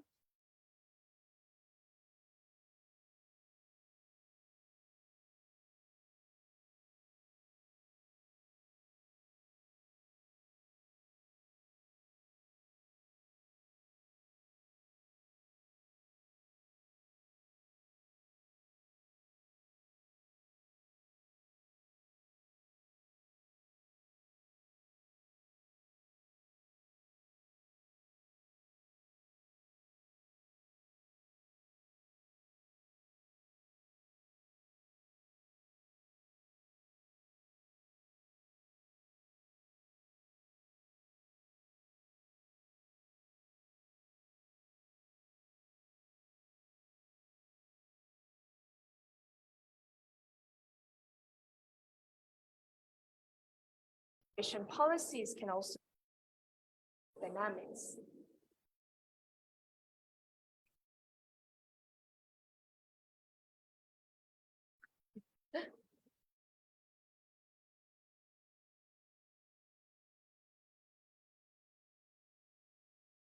I guess a bit of technical difficulty. Thank you. And when we look into the Myanmar context, all of these factors that mentioned earlier also plays in this context where the country has suffered from ethnic conflicts and civil war since its independence.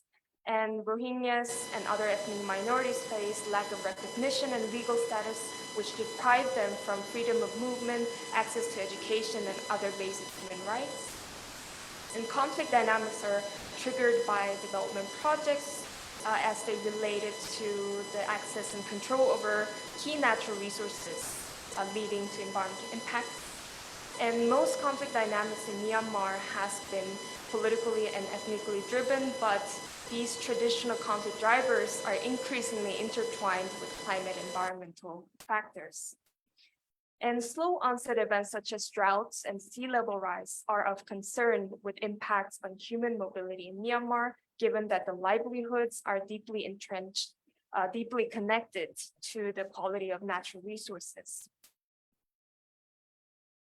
And these are the countries that we also looked into as part of the Rohingya displacement axis: Bangladesh, Thailand, Myanmar, Indonesia, where the Rohingyas moved to seek protection. And in respect of time, won't go too much into detail, but in general, lack of protection of Rohingya refugees by host countries make them more particularly exposed to social environmental impacts in transit and at destination.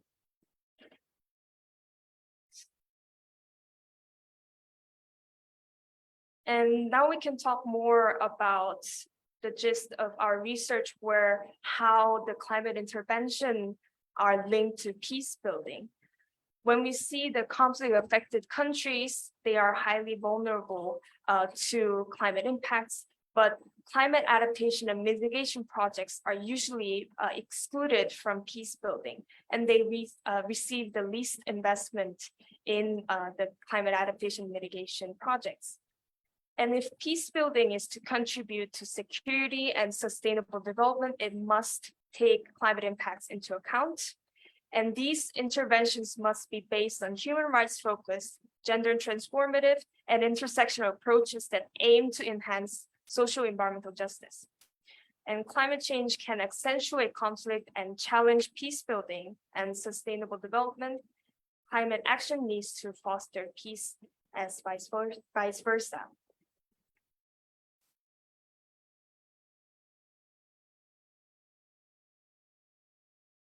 So thank you very much for all of your attention, and looking forward to discussion. Thank you so much.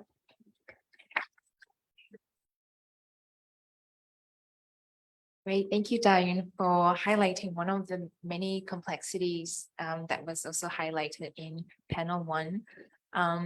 So our second speaker is joining us online, and the speaker is Ajahn Kanokwan Maronrong, who is Associate Professor from Mekong Sub-Region Social Research Center in Ubon Ratchathani University.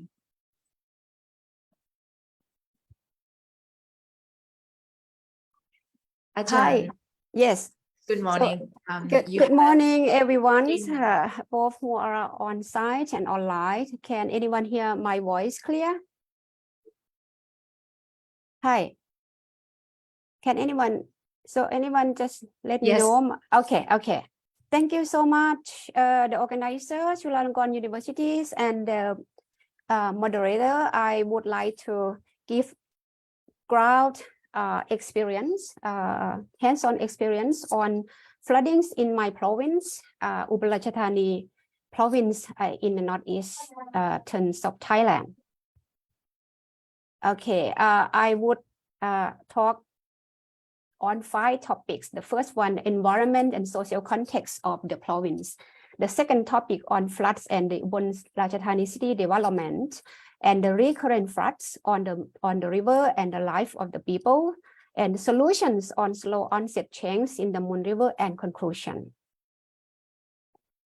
Yeah, the first one. So I would like to focus on the socio-economic context of the province. This is Ubon Ratchathani province, share the border with Laos and Cambodia. So the Ubon Ratchathani province predominantly is agriculture and rural areas, and in urban areas, here's the urban area, and the Moon River just passed through the cities, and the city is just located by the Moon River. And the populations in the city is 1.8 million people. That's a lot. And also the main economic activities in urban areas include services and shops and a lot of mega projects like ring roads and other urban activities and government offices and the residential areas. And one other factors that affects floods in Ubon, the first one, a lot of dams, large scale and small scales, and also medium scales located along the rivers. I did not put all of them, but the major ones that like Huana Dam in another province, but very close to Ubon, and La Si Salai dams also, and other dams from the Chi rivers. So the Moon and the Chi meet together before they enter Ubon Ratchathani town. And you know the Moon River here is very long, is 700 kilometers long. And the amount of water is it's a lot. It's approximately 26 cubic meters of water per year. For the Chi River, also another long river, it's a tributary of the Mekong as well, where it joins the Moon's rivers near Ubon Ratchathani town. This river also has a lot of water. It's about 9.3 cubic meters of water per annum. So the two rivers meet in Ubon and then flow to the Mekong River here. It is far from the Mekong, approximately it's about 75 kilometers far. And you see the amount of the Moon River, it's a lot higher than the Chi River. When the two meet one another, it creates a lot of floods in Ubon Ratchathani town. You see the Moon Rivers this year, 2022, which this is one of the most destructive floods in Ubon Ratchathani town and over 40 years. And the amount of the water in the Chi rivers, when they merge together, it creates a lot of problem in Ubon Ratchathani city. So the second one, so floods in Ubon not only caused by a lot of water from the two rivers, but also from other development projects in the city. You see the history of the development projects and development programs and activities has been taken place in Ubon Ratchathani, starting heavily in 1985. There's a lot of before 1985, a lot of wetlands where wetlands absorb a lot of water, but wetland been replaced by buildings and other infrastructure developments developed by developers and also the government officers in Ubon Ratchathani. And 1990, we have like major dams like Pak Mun Dam, Huana Dam, and La Si Salai dams located along the Moon River and other dams along the Chi River as well. And in 1992, Ubon Ratchathani International Airport been built that draw attention or attract a lot of investors and people coming to town to work and to get job in Ubon. And Central Plaza is a big department store also located and not near the Moon River, and they level land and then they fill up all the wetland areas. until now, a lot of housing projects along the Moon River because the middle class people would like to stay near the river to enjoy the views and to absorb the beauty of the river. Here you can see the ring road. This is the Ubon Ratchathani town. The ring road also constructed. The ring roads considered by people as a dam and that block floods and keep floods in the area. This is the ring road. This is the Ubon Ratchathani town. And also the embankment, the government tried to build the embankments along the river in order to protect floods and also to keep water in the river as well to use in dry season. And this is Central Plaza and Ubon Ratchathani airport. And you see the housing, the real estate housing located along the river. And for the middle class and the people who got money, the people from Bangkok also come and buy the housings here in Ubon Ratchathani. This is the photo, the recent photo that someone took, but I also have my own photo as well. This is the Central Plaza somewhere here. So the housing here also located not far from this area, and also another material construction materials shops. The big giant one from Bangkok also located in Ubon Ratchathani that block water to flow freely to the Khong or to other area that cause a lot of problems in the city. This is the history of flooding in Ubon Ratchathani. You know, the most serious flood, the most destructive floods in Thailand and in Ubon Ratchathani took place in 1978. This is the history. This is a different point. And this year, so the height of the waters almost is so close to the most destructive flood in 1978. So in 2022, so the height of the water level is 11.10 meters high. But in 1997 also 12, so it's so close to one another. That's why this year is one of the most destructive flood in Ubon, and the rainfall over 33% more than usual. This is very, very critical and phenomenal. And you know, the cubic meters of water, you know, that pass through the water monitoring station in Ubon Ratchathani town it's a lot. It's 5,700 cubic meter. That is very high than usual that we ever had since 1978. So the third question is about the recurrent floods on the river and how it impacts on the life of the people. And this is I took the photo when I took the boat across the town in October. You can see this area used to be wetland area, but now replaced by a lot of buildings. And the wetlands area considered as the resource or natural environment, or the environments, the area where the waters could be able to absorb floods, but no more wetlands exist in the area, replaced by a lot of buildings and ring roads and a lot of highways.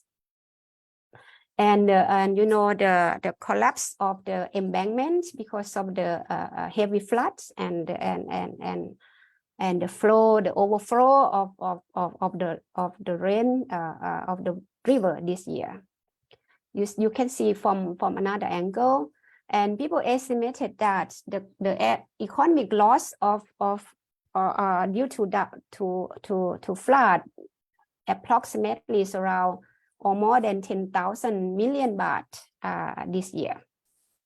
And you see the ring road that being constructed, even though they know that the ring roads is one of the major obstacles that block flood not to go to the river.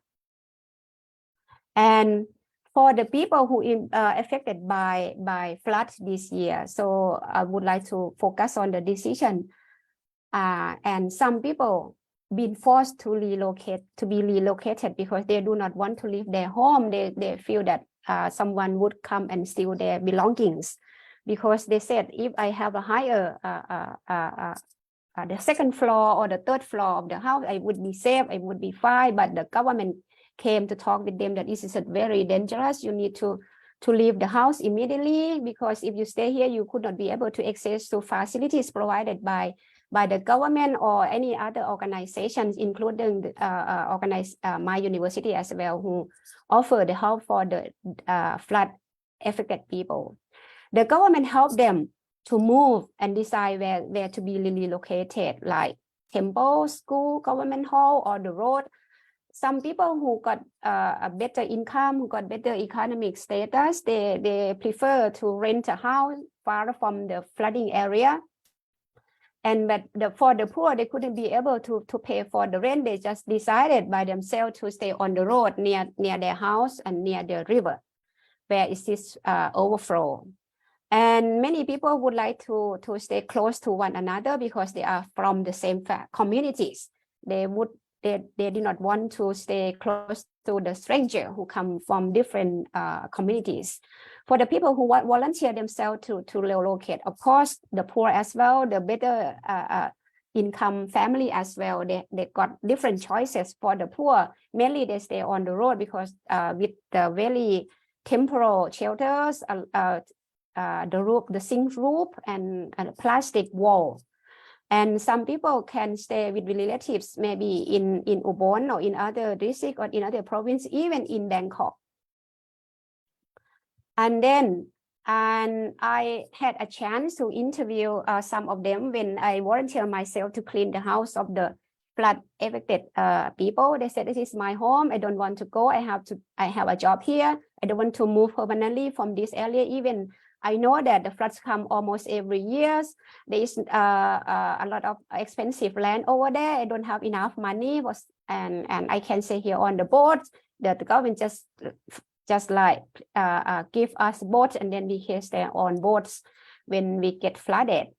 I got used to live with floods. I survived. I think flood will not come a lot like this year. They underestimate, and the government did not tell them. Of course, we just need effective flood prevention, early flooding warning system, and tell us maybe 1 week or 2 weeks before the flood's going to come. And every village must have a flooding warning system. This is the request by the flooding affected people. Here they stay on the road, and it's very difficult to commute across the river. Usually people across town to work and then come back and forth every day.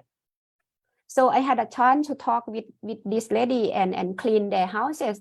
You know, we can only clean the house of the people who are vulnerable.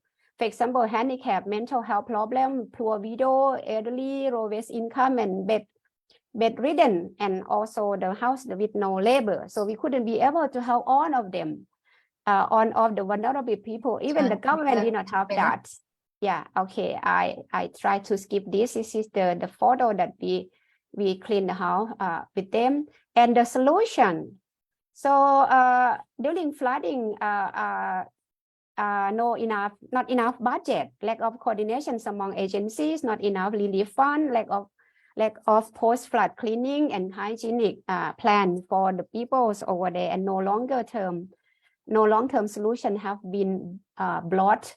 And they just try to talk about having giant or super express floodways, or using multiple spillways to control flood, and also to build more embankment along the Moon River. This is the solution offered by different organizations, government organizations. So I would like to conclude that flooding in Ubon is very critical and very serious because of geographical condition. The two river joins, frequent floods and more destructive floods take place. And the city planning is not so sustainable, and not talking about participation from the people. The expansion of urbanization is so unplanned, and the delay flooding prevention projects and our migration from the area is not option, because people here, they settle more than 100 years or more than 50 years. They got job, they got everything. They just would like to live with flood. this is the example and the case study from Ubon Ratchathani of Thailand. Thank you very much. Thank you so much, Ajahn. I think you've highlighted beautifully just the complexities around trying to understand people's experiences living with environmental change. And also what a contrast to the first case study, whereby conflict, but also very different identity markers, creating these intersections around how we understand lived experiences. So the third speaker is Parita Wangkia, who is the editor for Mekong Eye. Please welcome.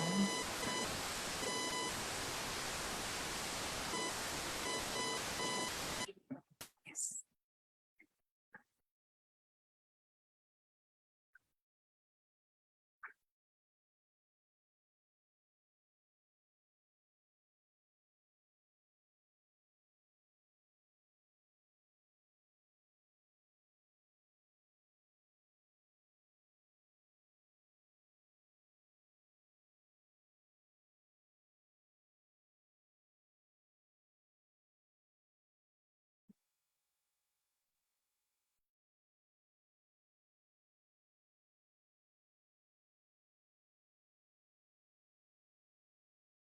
Hi, good morning, everyone. While waiting for the presentation, I think I can introduce myself a little bit. So my name is Parita. I'm an editor for the Mekong Eye. I'm not sure whether you're familiar with this website, but we run the environmental news website, focusing on Mekong region in particular. And we also use this platform to build the capacity of local journalists to report on environmental issues. Some of you might already get our weekly newsletter. That is one of our products. We also create many original stories to update you with the environmental issues. So please. I think the battery.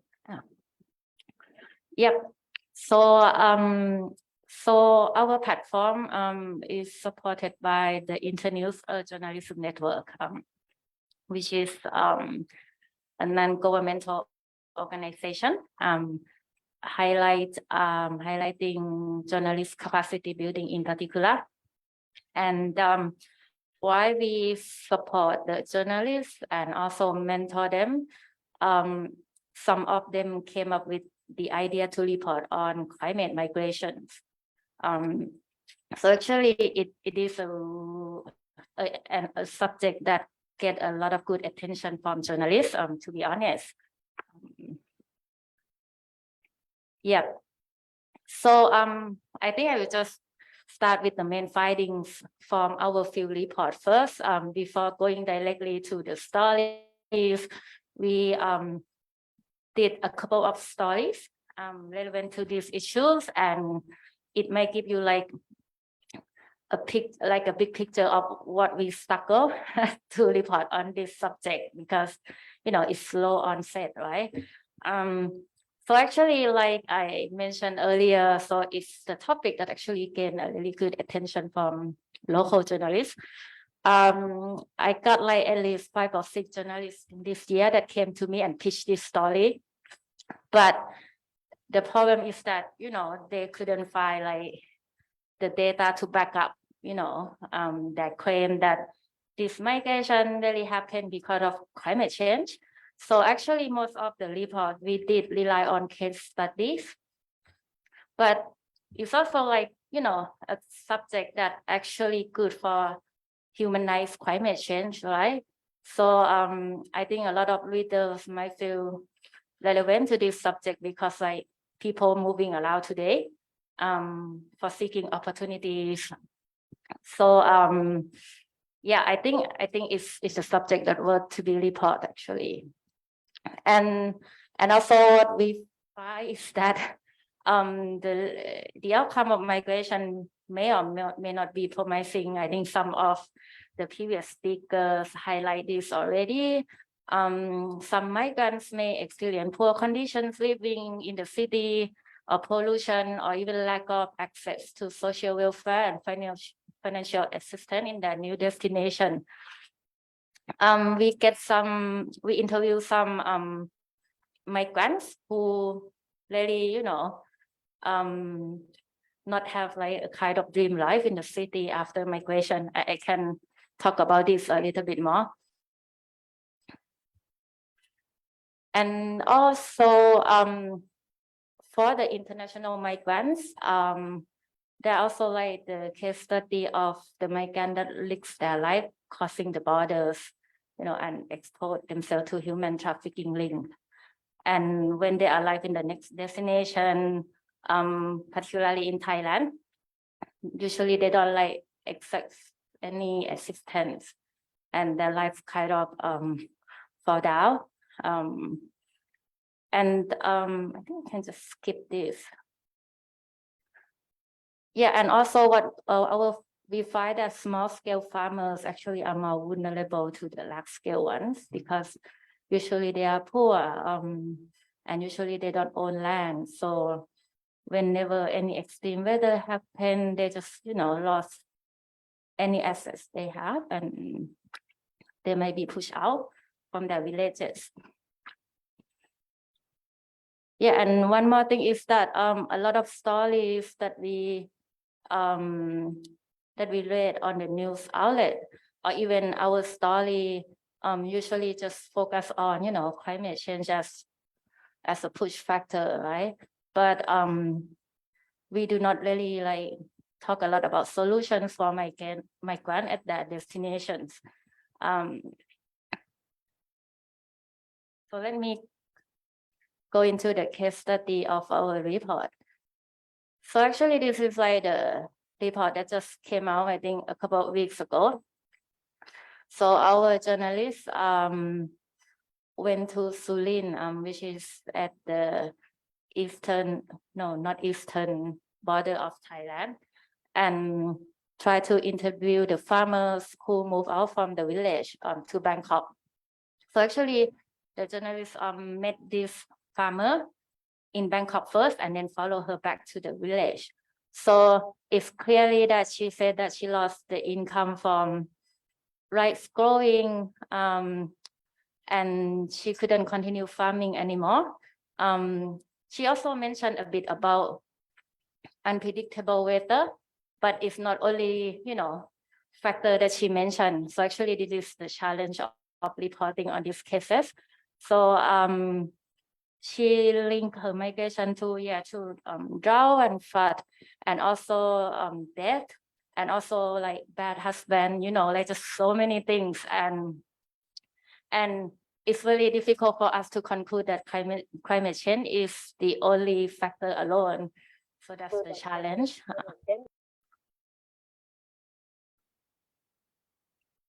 Yeah, and in the story also highlight that migration has been part of Thai farmers' way of life, to adapt to all the shock and crisis, not just only climate change.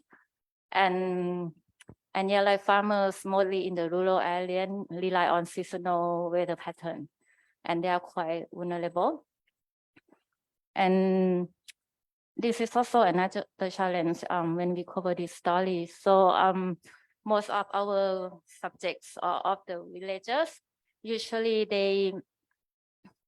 they wouldn't link their migration to climate change at the beginning.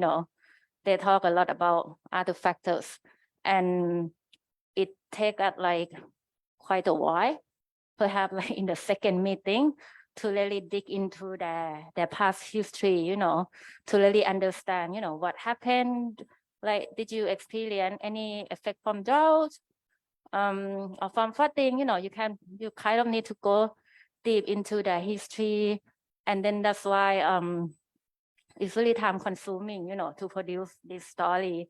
And again, it's also really difficult to conclude that climate change is the only factor for migration.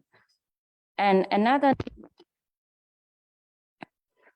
And also, many migrants that our journalists talked to mentioned that they wouldn't return to agriculture at the end because they already lost the means of production, you know, especially land. Like many sold their land after the disaster and go into the city. And I think that's another issue that not many people discuss about the one who wouldn't, you know, return to farming. So what are they going to do? Are they going to have the good life in the city? How could they access any assistance? And actually, for this story, we pair up the journalist with the photographer who follow the migrants like for a month actually until he, you know, get familiar with this woman, and these photographs were taken with her permission. So actually, he tried to show that after migration, you know, it's not over. It's not just only about migration, but it's also about the city life that could be really, you know, lonely, could be really poor, and might not be, you know, promising, as I said earlier. So you can see that so this woman, her name is Pimon Rat. So yeah, she lives with her disabled son in Bangkok slum actually, after migrating partly because of unpredictable weather. And you can see that she turned into the construction worker. And yeah, the condition is really poor. Like she had to work extremely hard, like, you know, leave her house like at 6 in the morning to go to the construction site and came back like in late evening to feed her son. So actually this photograph and the previous story that I mentioned also call out, you know, about the necessity of other policies beyond climate change, you know, for example, like the social welfare or any financial assistance for this low income migrant in the city. And yeah, and again, they wouldn't return to farming. So yeah, let me. So actually the photographer also followed her back to her village. And you can see that even she migrated to the city, looking back at her village, they are still poor, you know, that's her with her mother and her relative. And they just only have this house, no more land anymore. So, you know, even they get better income, it doesn't mean that their life would get better. And this is a story published on the Third Pole recently. And actually the story was developed by our staff with the writer. So the journalist Nguyen, she focused on the elder population who left the Mekong Delta because of extreme event like drought and flood. And while she was working on this story, she also struggled quite a lot with looking for data to back up the claim that, you know, that many old people migrated because of climate change. So she also like end up, you know, reporting on case studies and use like general data, like general migration data in the story.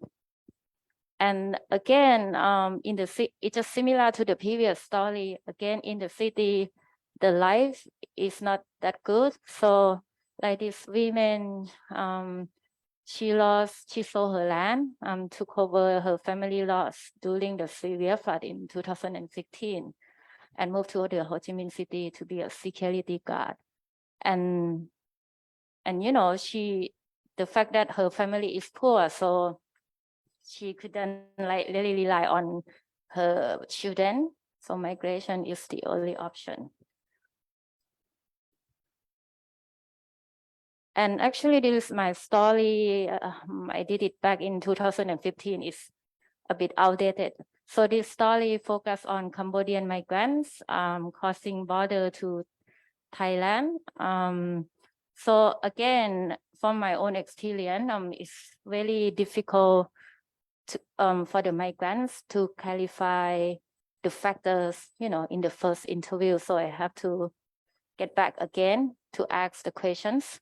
And sometimes, you know, like depending when we depend the information on the memories of the interviewees, it's really difficult like to get like the solid evidence sometimes because for example, like one migrant that I interview, like she says one factor, and when I get back to her, she said another factor. So you know, it's really difficult, and it's also show that actually these migrants might not really consider climate change as part of their migration decision. And I think that would be difficult for researchers or even for policymakers to come up, you know, with a nice policy on this topic, right? Since the migrants themselves don't really focus on this factor that much. And for this migrant, Tun, so Tun actually crossed the border, Cambodian and Thai border on foot and used the broker to take him to a fishing village in eastern Thailand. And he became in debt because of this process of crossing border. So actually, again, you know, in the destination, the debt problem might increase. And it's a bit old, but this is the information mentioned in the story. So particularly for international migrants, like in the Mekong region, so perhaps, you know, the climate change might push them, you know, to expose to traffickers or being abused or being in debt by this process. So again, maybe like for the climate migration, looking beyond the climate change might be necessary, I think. And yeah, and small scale farmer actually face higher stake than large one.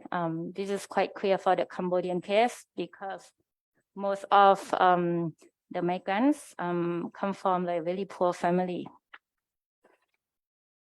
Yeah, and that's pretty much everything. So actually we have like the questions during the field report that maybe the researcher might help answer, but we just wonder what is the level of the association between indebtedness and climate impact. Because actually debt is like the first common reason that migrants mention for their migration decision. So maybe instead of just looking at climate change, maybe looking at the debt problem and link back to climate event might make sense for me, I think. And how about the young migrants? Usually most of our subjects are old, you know, so we hardly find like young migrants who give interview about this. So I'm not sure what happened with them. And we also heard a lot of story about adaptation projects in the village, you know, like irrigation or the government subsidies, but we are not sure why it didn't work and then why they choose migration instead of, you know, use other adaptation option. And finally, can we consider social welfare as part of climate adaptation plans? Because social welfare is the most common thing mentioned by the migrants about their need in the city and for adapt in the new life. And yeah, more, I think I end it here. Thank you. Great. Thank you so much, Karitha. Thank you for bringing a very different perspective from the media and also really centering on individual migrants' lives.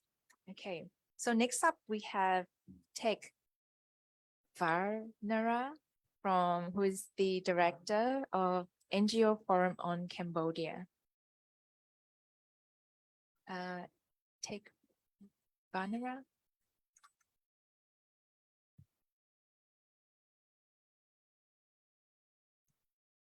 Thank you, welcome, and you have 15 minutes.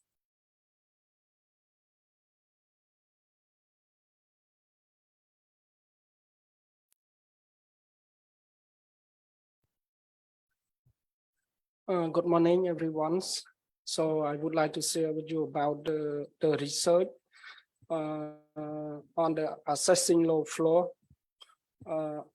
impact, low flow of the water impact on the Mekong and Tonle Sap community.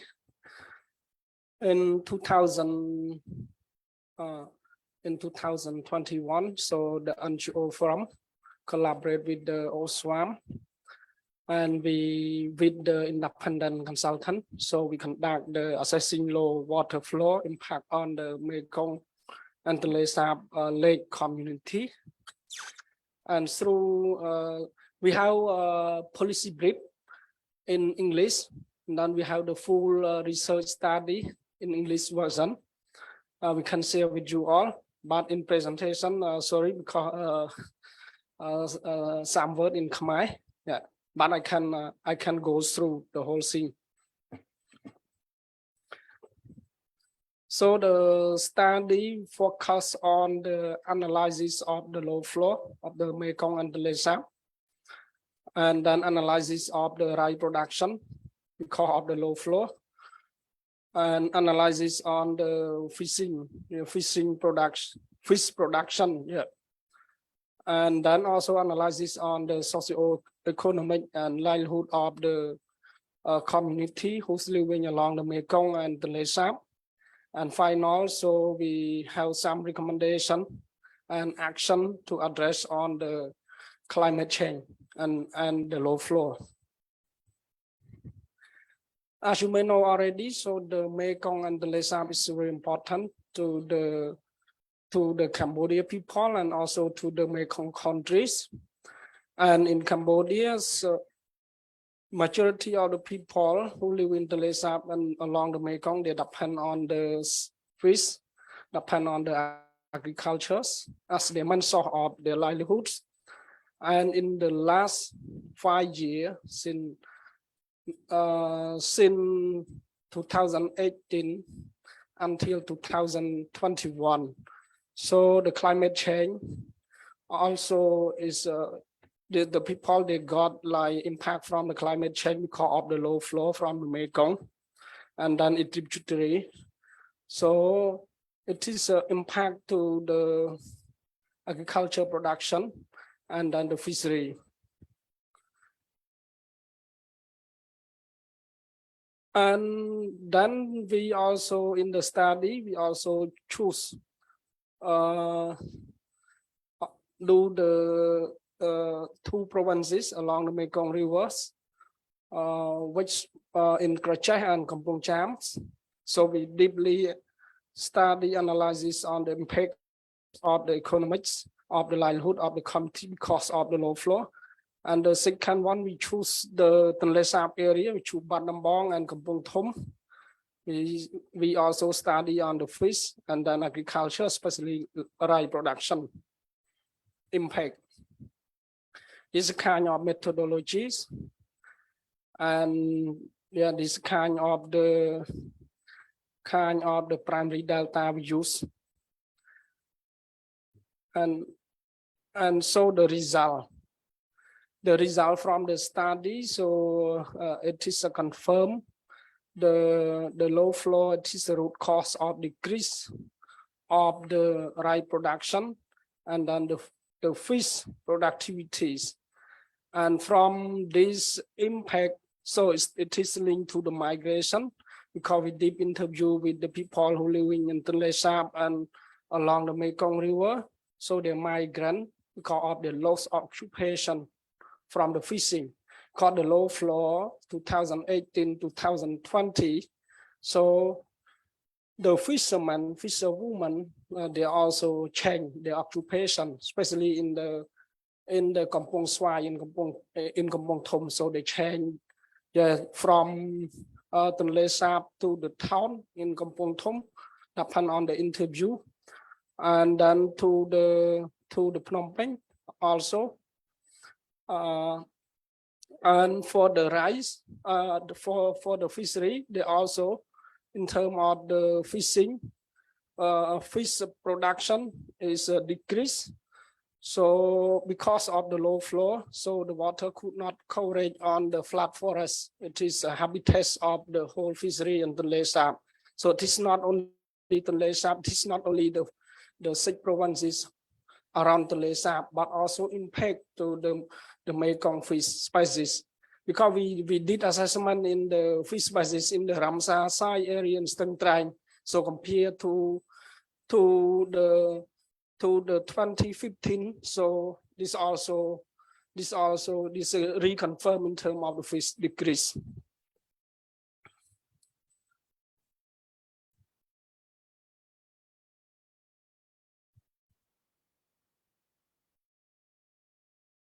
This is just only the case study in the 4 community that we analyze. So the data is official confirmed the fish.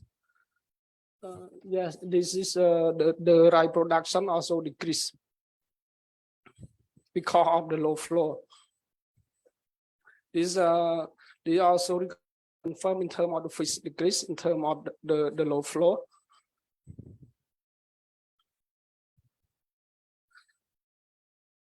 So as I mentioned already, the study found that the fish of work, they also change the occupation. They change on the rice production to be a plant some tree instead of the rice production called the low flow. And then some family, their migration from their own village to the town and another place to works.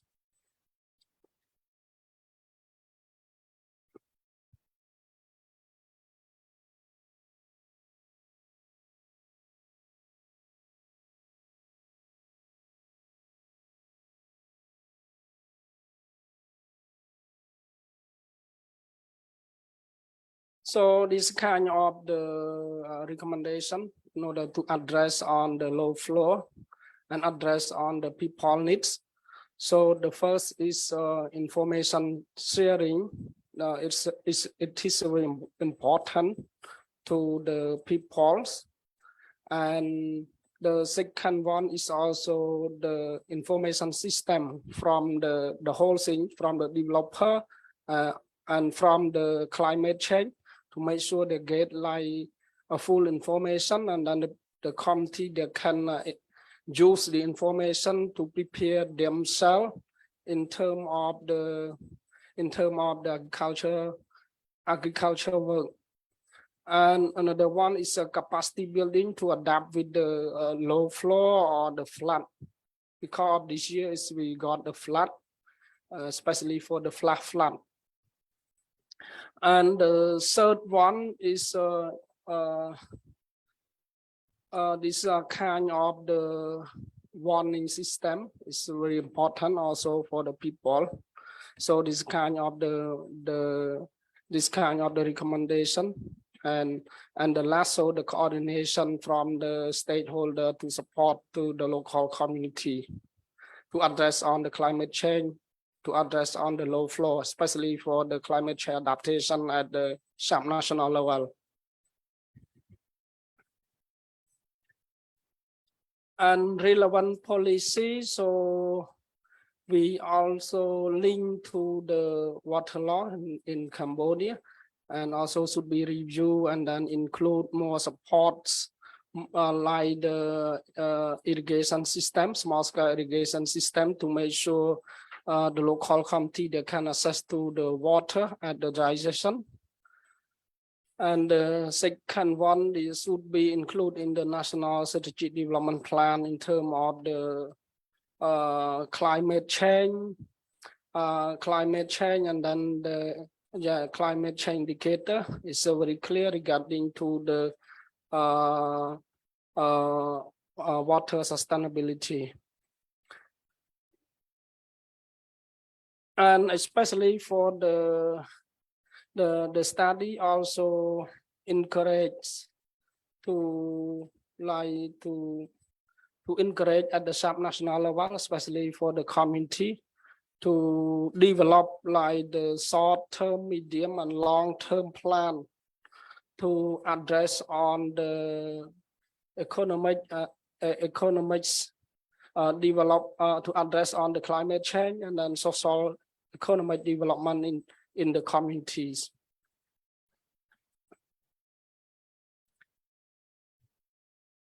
So this is kind of the recommendation from the study, and then we also encourage like a researcher from the university, from the stakeholder to study on deeply, because it is a 4 case study from 4 provinces, from Battambang, from Kampong Thom in Tonle Sap, and then from Krachay and Kampong Cham along the Mekong River.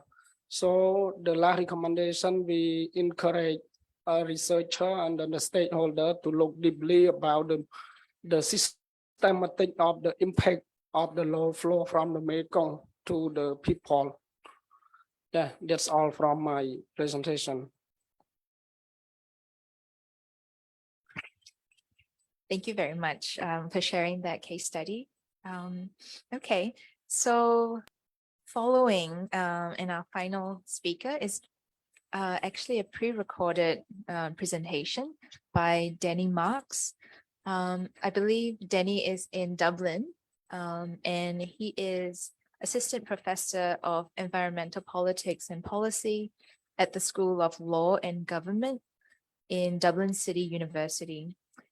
Because Danny is not with us at the moment, we do still encourage you to ask questions for Danny, and we will then share those questions with him when he joins us in the afternoon session. So if you are joining us online or in person here, please do ask questions. Okay, so I guess we can play Danny's presentation.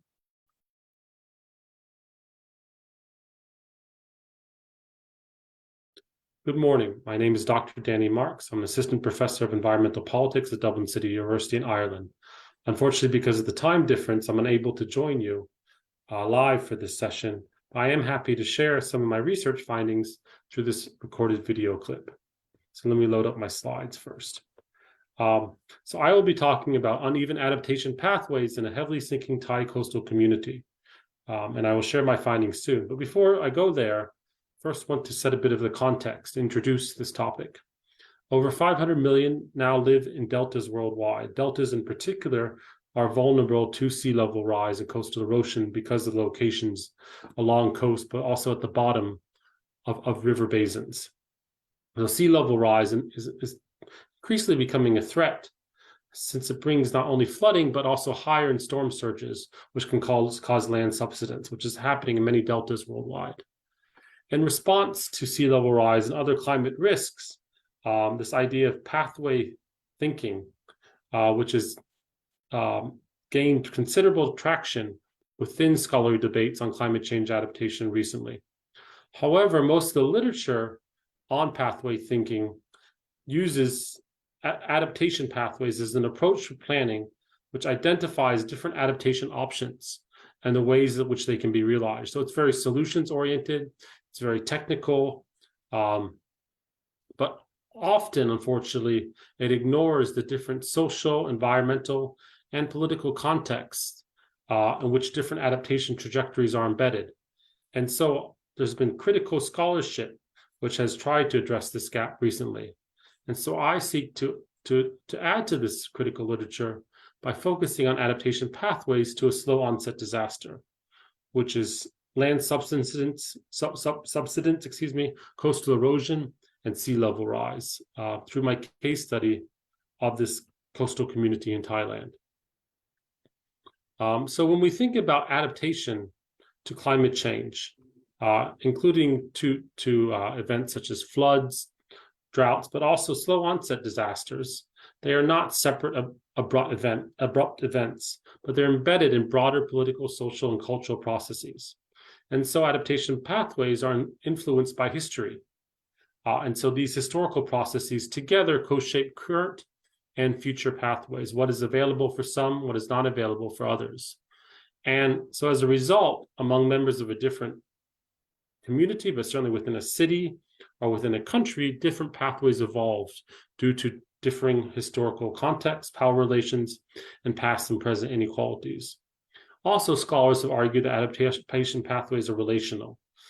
Some people are able to go down some pathways because others are not able to go down those pathways. And so these paths are interwoven, of different groups are interwoven with each other, and this affects social mobility and can reify inequalities. I also want to bring in this idea of procedural vulnerability, which ties well to this approach of pathway thinking.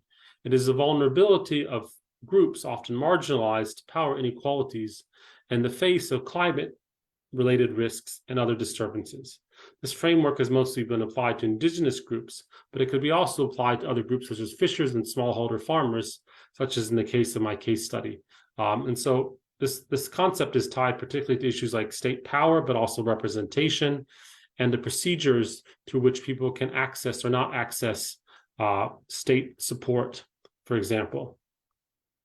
So my case study is Khun Samut Chin here in Thailand, where you all are today. It's by 2050, much of Bangkok metropolitan region is predicted to be underwater. So this is an apt case study in terms of future thinking, but also Thailand has been ranked one of the top 10 most vulnerable countries to climate risks. And a recent study also revealed that sea level rise could reach up to 2.1 meters by 2100s unless we lower emissions and other measures are taken. So Bangkok and its surrounding areas are very vulnerable to sea level rise, undoubtedly. And so Khun Samut Chin, I would say, is at the forefront of sea level rise and coastal erosion. It's located near the mouth of the Chao Phraya River, at the bottom of the Chao Phraya River Basin. This is one of Thailand's major rivers. And according to the Department of Marine and Coastal Resources, Khun Samut Chin has been eroding at 3 to 5 meters every year with a land subsidence rate of 1 to 2 centimeters annually. So since the 1990s, 6.4 square kilometers of land has already gone underwater. And since 1950s, over 1 kilometer has disappeared. This is a lot of land in terms of the coast. So here's just a map so you can see where Khun Samut Chin is. It's here, it's in Samut Prakan, but it's certainly within the Bangkok metropolitan region.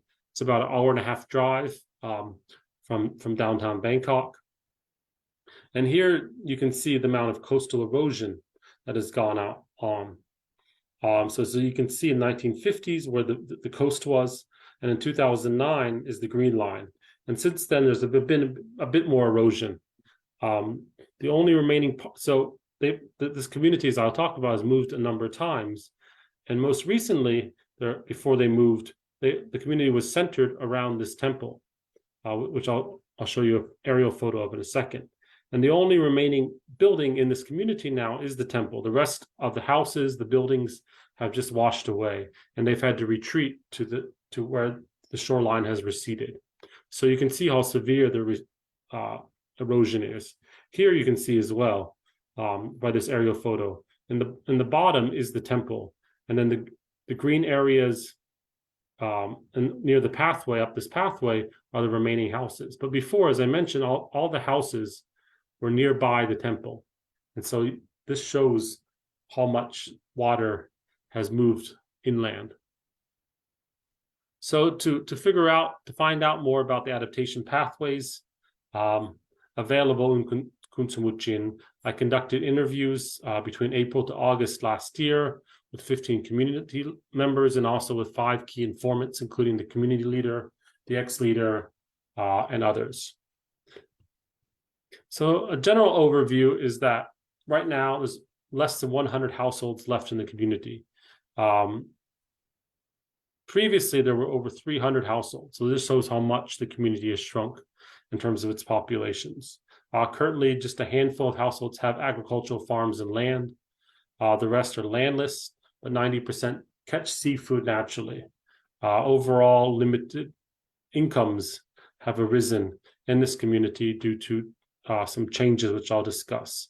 But overall, as a community leader stated here, we're poor, unfortunately. So one reason for their poverty is erosion. Residents have had to move their houses 3 or 4 times.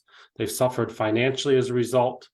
As one said, I lost a lot of money. Another said my houses were damaged by the storms and erosion, and they had to pay for the costs of repair and moving as well. A lot of people lost land as well, which was an important asset for them financially. And also in terms of sea life, as I'll talk about, that's also impacted them. As one member said, coastal erosion had an impact. When there's no sea life, people had to move out from the community. So here you can just see, this is the eroded land where there used to be a community, and you can no longer build anything there. So there are 4 major causes of the erosion. First is climate change, but so far climate change has only had a minor impact, and less impact than I would say the other 3 causes. I mean, sea level has been rising, but this will certainly accelerate, unfortunately, as glaciers melt. But it has contributed already to the erosion in Gunung Semutjin. One of the bigger issues, though, are upstream dams and roads. Dams upstream, particularly the Bumibon and Sirikit dams, reduce the supply sediment because these dams hold back sediment. And so a study found that this reduced coastal sediment by 75% downstream. And so less sediment downstream means that erosion has accelerated. Sediment is needed to counterbalance erosion, and that's no longer available there at the bottom of the delta. Third is land subsidence. This is mostly due to excessive groundwater pumping, particularly by industries, but also by residents as well, as this caused the land in Bangkok to subside, including in Bang Khun Tien. So, while this has slowed down, it still continued. Another study found that land is annually subsiding approximately 1 to 2 centimeters in the coastline due to groundwater pumping. So this is also another major cause. Residents in Gunung Semutjin have not contributed to this issue. They're not pumping groundwater, unlike those upstream. And then the last issue is mangrove clearing. In past decades, mangrove forests along the coast in Samut Prakan, including in Gunung Semutjin, have been cleared for either export, particularly for charcoal, or for aquaculture development to make way for shrimp farms. Mangroves, I think, as many of you know, play a critical role in protecting coasts against erosion and storm surges, so the removal hastens erosion. There's disagreements among interviewees over who cut them down. Some say it was only outsiders, some say it was locals as well. But overall, locals did not cause these drivers of erosion much. Maybe they contributed a bit to mangrove clearing, but not the other 3. But they've had to suffer the most from erosion. Other issues is more plastic waste now. This is washed from upstream and coasts. I could see that clearly when I walked around this community, but also aquaculture farmers complained about worsening water quality due to upstream dumping, and this was causing aquaculture to die as well. So overall, fisheries have been declining, primarily due to coastal erosion and wastewater. One farmer said, sea is more shallow, fish don't want to come to the coast. Another said is when the water condition is bad, we cannot really find shrimp here. And so this has caused their livelihoods to become more vulnerable and incomes to decline. And here's a photo of a community member fishing. Another major axis is there's limited access. There's no road which goes to Gunung Semutjin directly. You can drive nearby, and then you have to walk along a narrow path, and including along wooden bridges such as this one to access to the community. So this has been difficult, for example, for school teachers, but also just in terms of economic linkages, it makes it weaker as well. And in response to the erosion, community members have tried their best, such as enacting bamboo dikes and mini concrete pillars and regrown mangroves where it's possible to be regrown. But the provincial government, Samut Prakan, and the national government have not done too much, unfortunately. The temple has used electric poles given by the Metropolitan Electric Authority. And so they help slow down the erosion nearby the temple. Bamboo breaks every few years. They need to be replaced. There's efforts to slow down erosion, but they cannot completely stop it. And they need bigger projects and more investment to slow down the erosion further. Overall, interviewees felt that there was a lack of representation and they had limited political power. They think the government is ineffective and local politicians won't help them. The government doesn't allocate budget to this area is what they said, and the government instead prioritizes and campaigns for votes in industrial areas where there's more people live. They don't care about Samut Chin. As one interviewee said, politicians don't care much about this community, who have little power and voice, don't have taxes, few votes, or not an industrial zone. So as a result, the government hasn't devoted much energy or effort to trying to slow down the erosion. So what I found is there's different pathways for urban and rural and upstream and downstream members or residents in the Chao Phraya River Basin. In the 1970s, Khun Samut Chin was like any other coastal fishing community where over 1,000 people lived.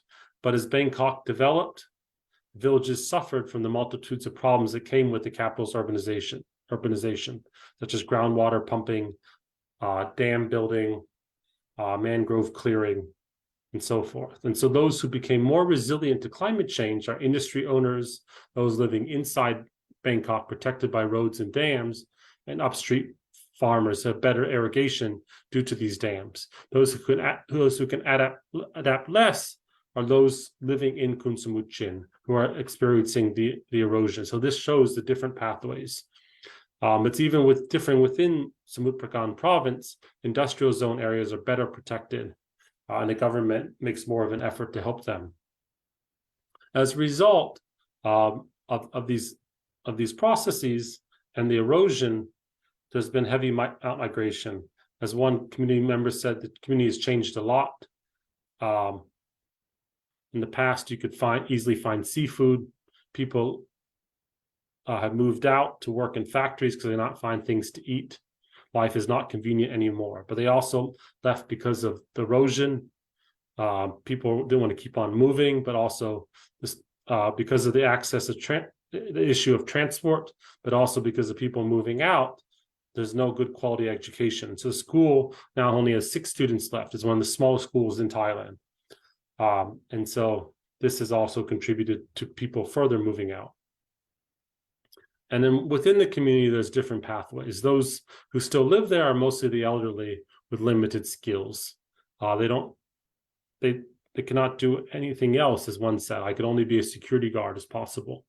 For another who was younger and had skill, I interviewed, and she was just visiting, she says, I cannot see a good opportunity here, so I started doing my own business in the city. So those who left were younger and had more options in terms of what they could do if they did leave. So to conclude, the individual pathways of adaptation to climate risks are related not only to climate-related stresses and shocks, such as the erosion and storm surges, but also broader processes of multi-scalar power dynamics, social connections, wider environmental degradation, aging, skills development, and lack of political representation. Also, I've showed the pathways are multi-scalar and even. Always some groups are able to become more resilient where others cannot. And in some instances, relational. Some are more resilient at the expense of others. Also shows the key factor of power affecting adaptation pathways on multiple scales. To briefly talk about possible ways forward, this would be a moratorium on groundwater pumping, significant investment in a mixture of hard and soft structures, including mangrove forest, and revitalizing peripheral areas like Khun Samut Chin. So improving transport linkages, improving education, and providing effective social safety nets. Thanks, that's it for me. Let me stop recording. Great, thank you, Danny. Thank you to all our presenters for providing such rich case studies from around the region, from Thailand to Myanmar to Cambodia. Now we have about 20 minutes for question and answer. So I would like to invite our presenters who are here to join me at the table, Dayun as well as Paritha.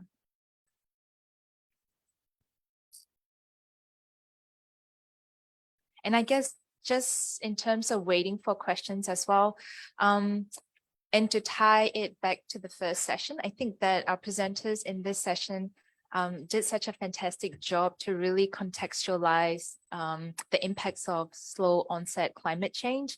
And also 2 points that I thought really resonated with what Pia and Carl raised in the first session. The first was the notion around recognition. So I think it was Carl who raised the idea that, you know, if we are to tie it in back with human rights, we really need to be recognizing and I guess amplifying the lives of those who are really affected by environmental change. And also Pierre, who also suggested that, yeah, the importance around representation, that, yeah, those who are affected should be at the table. But of course, as we've already heard, yeah, the lack of representation is, yeah, still the reality. And also, I think some of our presenters also highlighted livelihood diversification and changing of occupation. And again, whether this can be considered as an adaptive measure or, yeah, whether is it really voluntary and agency, or, you know, it is still tied to some involuntary dimensions. So these are some points to think about. Okay, so with that, I would like to open the floor for questions.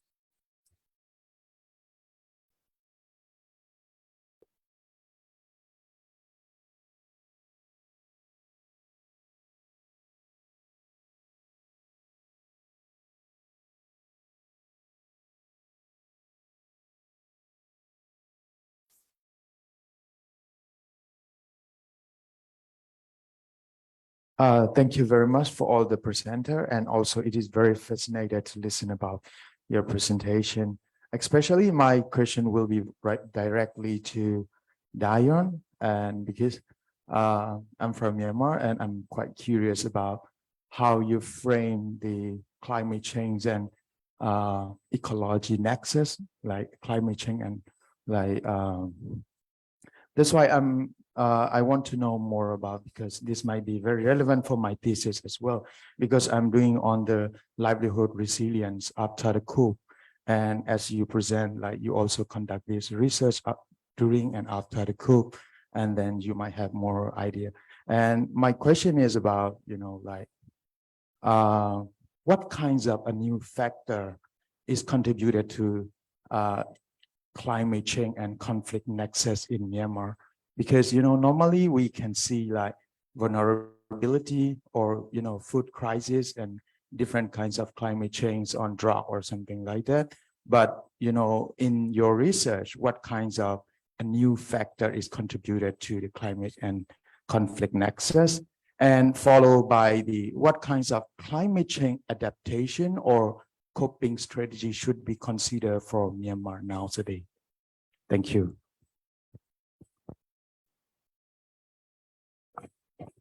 Thank you very much for your question. And indeed, I think there are a lot to say about this nexus in the context of Myanmar, as the current political situation also is evolving.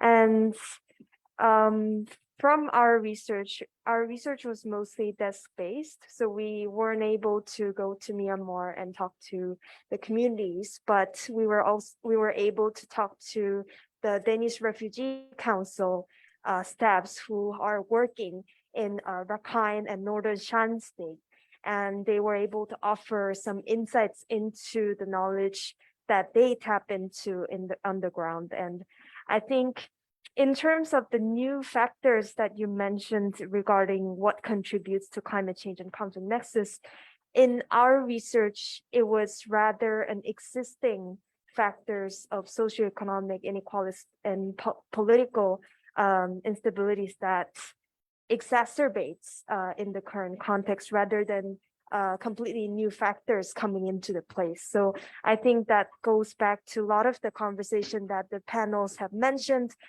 in this session and the previous session on how the existing marginalization and vulnerability are exacerbated in the context of climate change and conflict. So I think we can discuss further on this as well, given that last year we also experienced the impact of COVID as well. So I think that that would also come into the picture.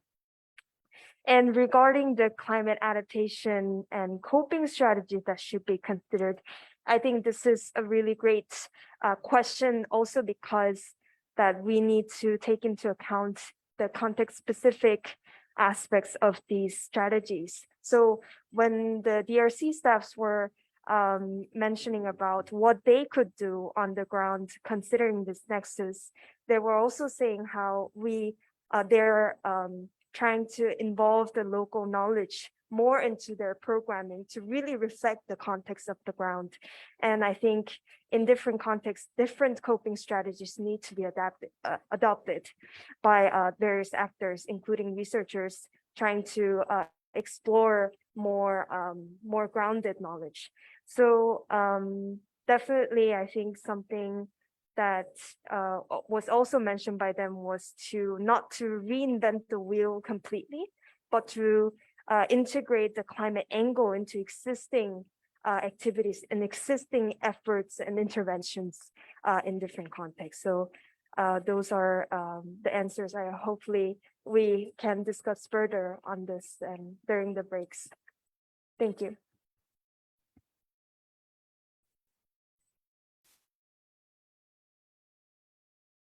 Please go ahead. Yep. Thank you. Good morning, everyone. My name is Monin Nong. I'm from Cambodia Development Resource Institute, CDRI. Yes, my question will direct to Dr. Takwang Ras, NGO from Cambodia. I can see that your research is very important in the current situation of Cambodia and in the region as a whole. And I would like to know from your own opinion about how your research can convince to the government of Cambodia, because you may know now Cambodia government of Cambodia tries to prioritize some of climate adaptation through NDC update, more specifically on the agriculture, rural development, and water sanitation, so far and so forth. And how the research can convince the government to consider the climate change and mobility, and in the current situation, maybe the government try to prioritize some sector other than this kind of area. And how do you elaborate the research in order to convince the government? Thank you.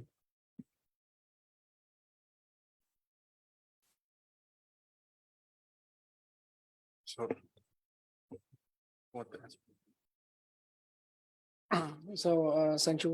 thank you for your question. And then if we look at the policy brief, I think that we have policy brief, and then we have full research study in this version. So we have some recommendation. We already working. I think that it is very good with the NDC report that the government they already integrate and mention about the irrigation and then the water, include the climate change and the commitment and the result and the key recommendation from the study. We have the first is a consolidate overall adaptation activity and impact on a coherent and strategy adaptation approach. And the second should have ensure community and learning in the planning and implementation adaptation, and to the communicate progress through the iterative output. And the third one is full integrate adaptation into the existing planning system. and especially for the prioritized activity that the prevent negative impacts of the climate change on the developments. And the four identify the level of the climate risk which can be addressed given economic, social, and the ecological constraint.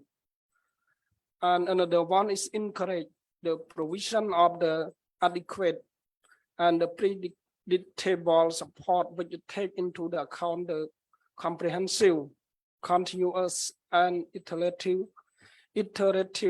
nature of the national adaptation plan process. I think that in this, they already mentioned in the NDC, and create confidence in the agency to support the local water using community that require action beyond the implementation of the projects. Contribute to the learning about how to manage multiple stress factors that combine in complex way across the Tonle Sap area. And the last recommendation is promote streamline of the adaptation approach under the convention agree to bi-national and the sub-national stakeholder. I think that is this kind of the some of key recommendation in the study. And on the possible action to minimize impact at the community level, so the following actions should be considered. First is one, water user at the community level. If the water level during the coming flood season do not improve significantly. And the second request irrigation operator to make change and ready for their current operation if the water level during this flood season do not improve significantly. And the third, water use management policy for the low flow and drought based on the national assessment plan, and be ready to take action and the implementation. And the four, inform sharing and awareness building in the target community living along the Mekong and the Tonle Sap Lake to make sure they are aware of the cost and the forecast of the low water flow, drought, along with the action to increase their climate change resilience. And the fifth is search alternate water source like groundwater source to ensure the water supply for the supplementary or emergency use. And the impact of the potential shift in the timing of the running season on the rice production are uncertain, but such as a phenomenon could have a substantial adverse impact without adaptation measure. And the last is increased seasonal vulnerability in the rainfall with the wet season, which may boost inland fish production, and dry season, which may threat fish stock, make it increasingly difficult for the fishing community to effectively adapt. So this is a kind of the recommendation and action suggested by in the study result, and then the conduct climate change assessment with an adaptation for the short and medium term, improve the rice production by the developing water shortage infrastructure and improve in the irrigation system. And the last, enhance capacity building in the water resource management and water security. This is a kind of the key recommendation in the study. Yeah. Okay, thank you so much. And I believe we now have a question from online as well. Yes, so the question from online is, what is your take on compensating the migrants by the countries sharing Mekong, which are more economically stable, and providing them with secure housing and jobs?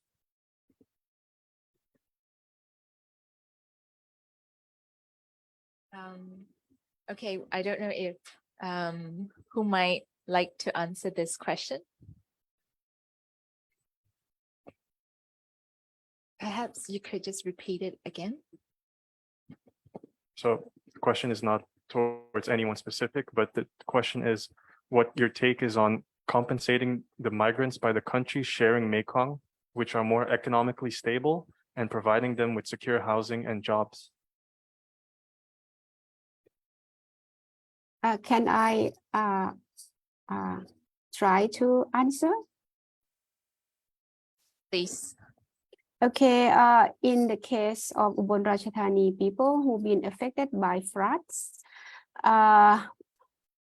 mainly they do not want to migrate out of the area, even though they have been facing flooding problems over the past like 70 years until now. But during flood, the government provide some surprise like contemporary house shelters or cottage with simple materials, and also food, sanitary stuff, and consumer goods. This is during they face the flood problem. After floods are gone or disappear, the government the government provide relief fund to compensate the house that been damaged by flood, and some furnitures, some utilities, some housewares. But the government have a very certain indicators or item lines that the government could be able to compensate, not all. So based on my research I did in 2019, we found out that only 10 or 20% of the loss that the affected people got from the government. So the rest, they would have to pay everything by themselves. Some of them haven't finished the building, the repairing of the house yet, but they now face the problems of floods this year. And also we are calling the government to change the regulations regarding compensation. For example, fishing compensation or cattle compensations or other necessary stuff, a bed, refrigerators, fans, or some furnitures that local people or the people who flooded should be able to be compensated. So now the process of negotiations on amendments of the regulation, it's not taking place so fast or so quick. It will take a lot more time to do that. So I would like to conclude that, people been delayed in having a proper compensation and fair compensation. And local people even regarded as the people who you come to this place by yourself. So you need to sacrifice yourself. So the government have limited budget. So you need to help yourself more and more. This is one thing that I heard from the government when we organized a meeting last week. So it's not so fair, and also the compensation is not really not really the thing that going to happen on the just of fair basis. Yeah, that's my tiny example I'm going to share with you. For the Cambodia for the flood. So we have two kind of flood or droughts. So if the flood is root caused by the developer, the company, so it's a kind of facilitate between the company, government, and then the community itself. Yeah. But if the flood or the flood from the nature, so the government, they have humanitarian assistance to assist to respond to assist to the people. And this is a kind of but in the official compensation, we depend on the people who's asked by themselves.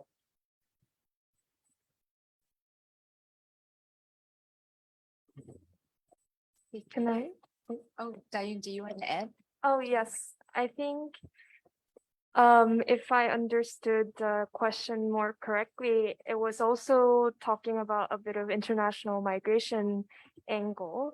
And I think, I mean, we understand that the existing mobility patterns are affected by climate change and environmental degradation. And for example, we have another research on Myanmar and Cambodian migrants affected by climate change in the origin communities and moving to Thailand to work in Thailand and sending remittances, social and economic remittances back to their origin. And they were, a lot of migrants mentioned wanting to go back home and contribute to the development in the origin, as well as support their families. So, and this is a lot of the cases where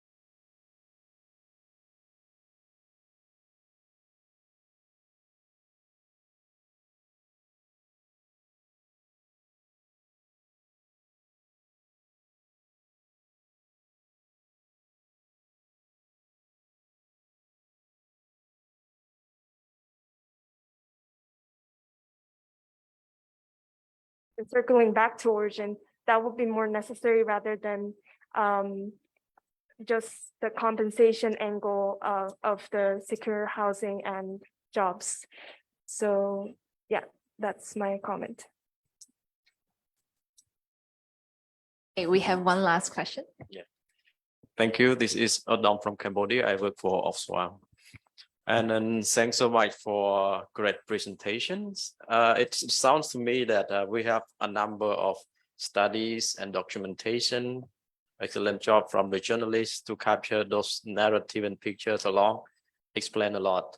I just curious, how might we understand, like the local community themselves, especially those migrants, understand what we're talking about, especially the slow onset event and their response to the gap that we are identifying. For example, the political and knowledge gaps that shape, this issue.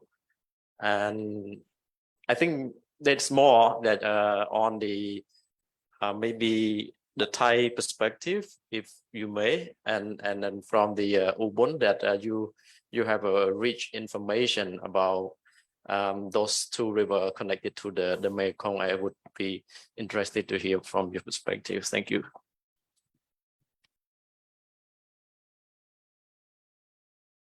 I'm sorry, because my internet went a little bit. Can you repeat your questions, the gentleman?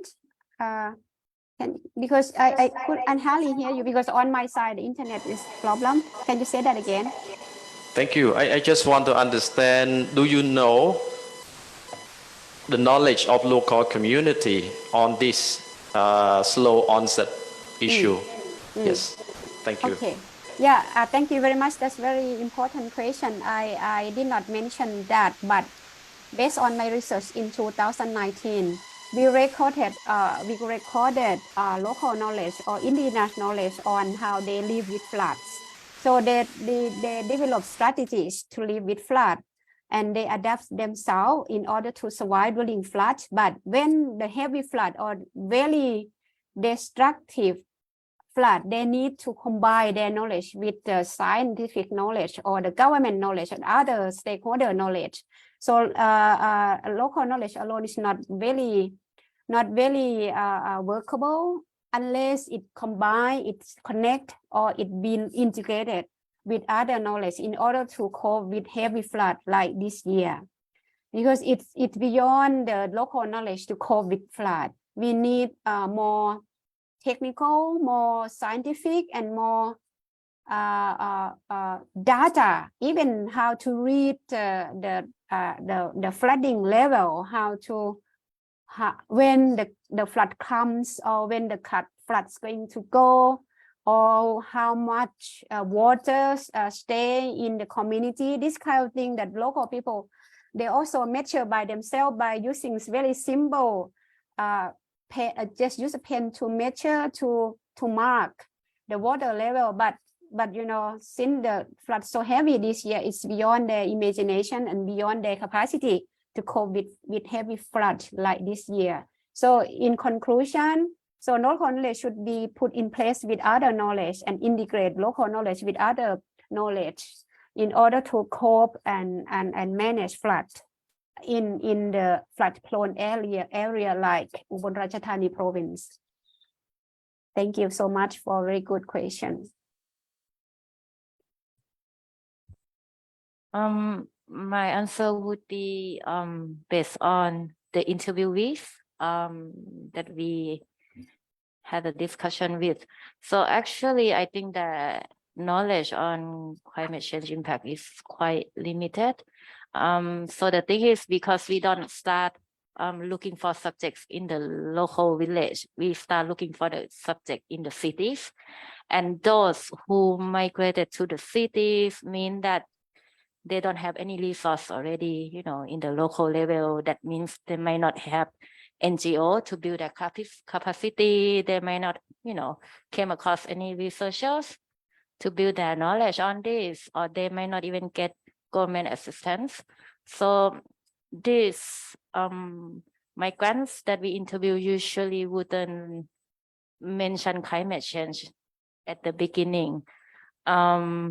Like I told you earlier, that we need to go through like a really long interview to their history until at the end, they, you know, when they mention drought or flood, and then they might say, oh yeah, I agree, that might be the reason. But we just make sure that we don't impose them to say that climate change is the reason, you know.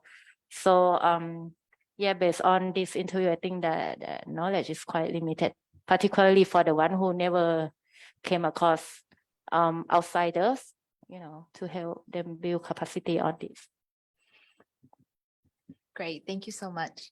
Okay, I think we've run out of time, but I would like to once again thank all the presenters for providing such rich and diverse presentations and to contextualize the impacts and the complexities around climate change, mobility, and human rights. And of course, you know, this is so crucial because in session 1, we've heard about the lack of knowledge, but also the lack in data. So we really do need to be focusing on those whose lives are really impacted. So thank you all again. Yeah.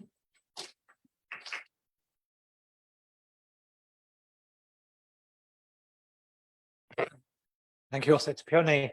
So we will take lunch now, literally just outside. So please enjoy your lunch.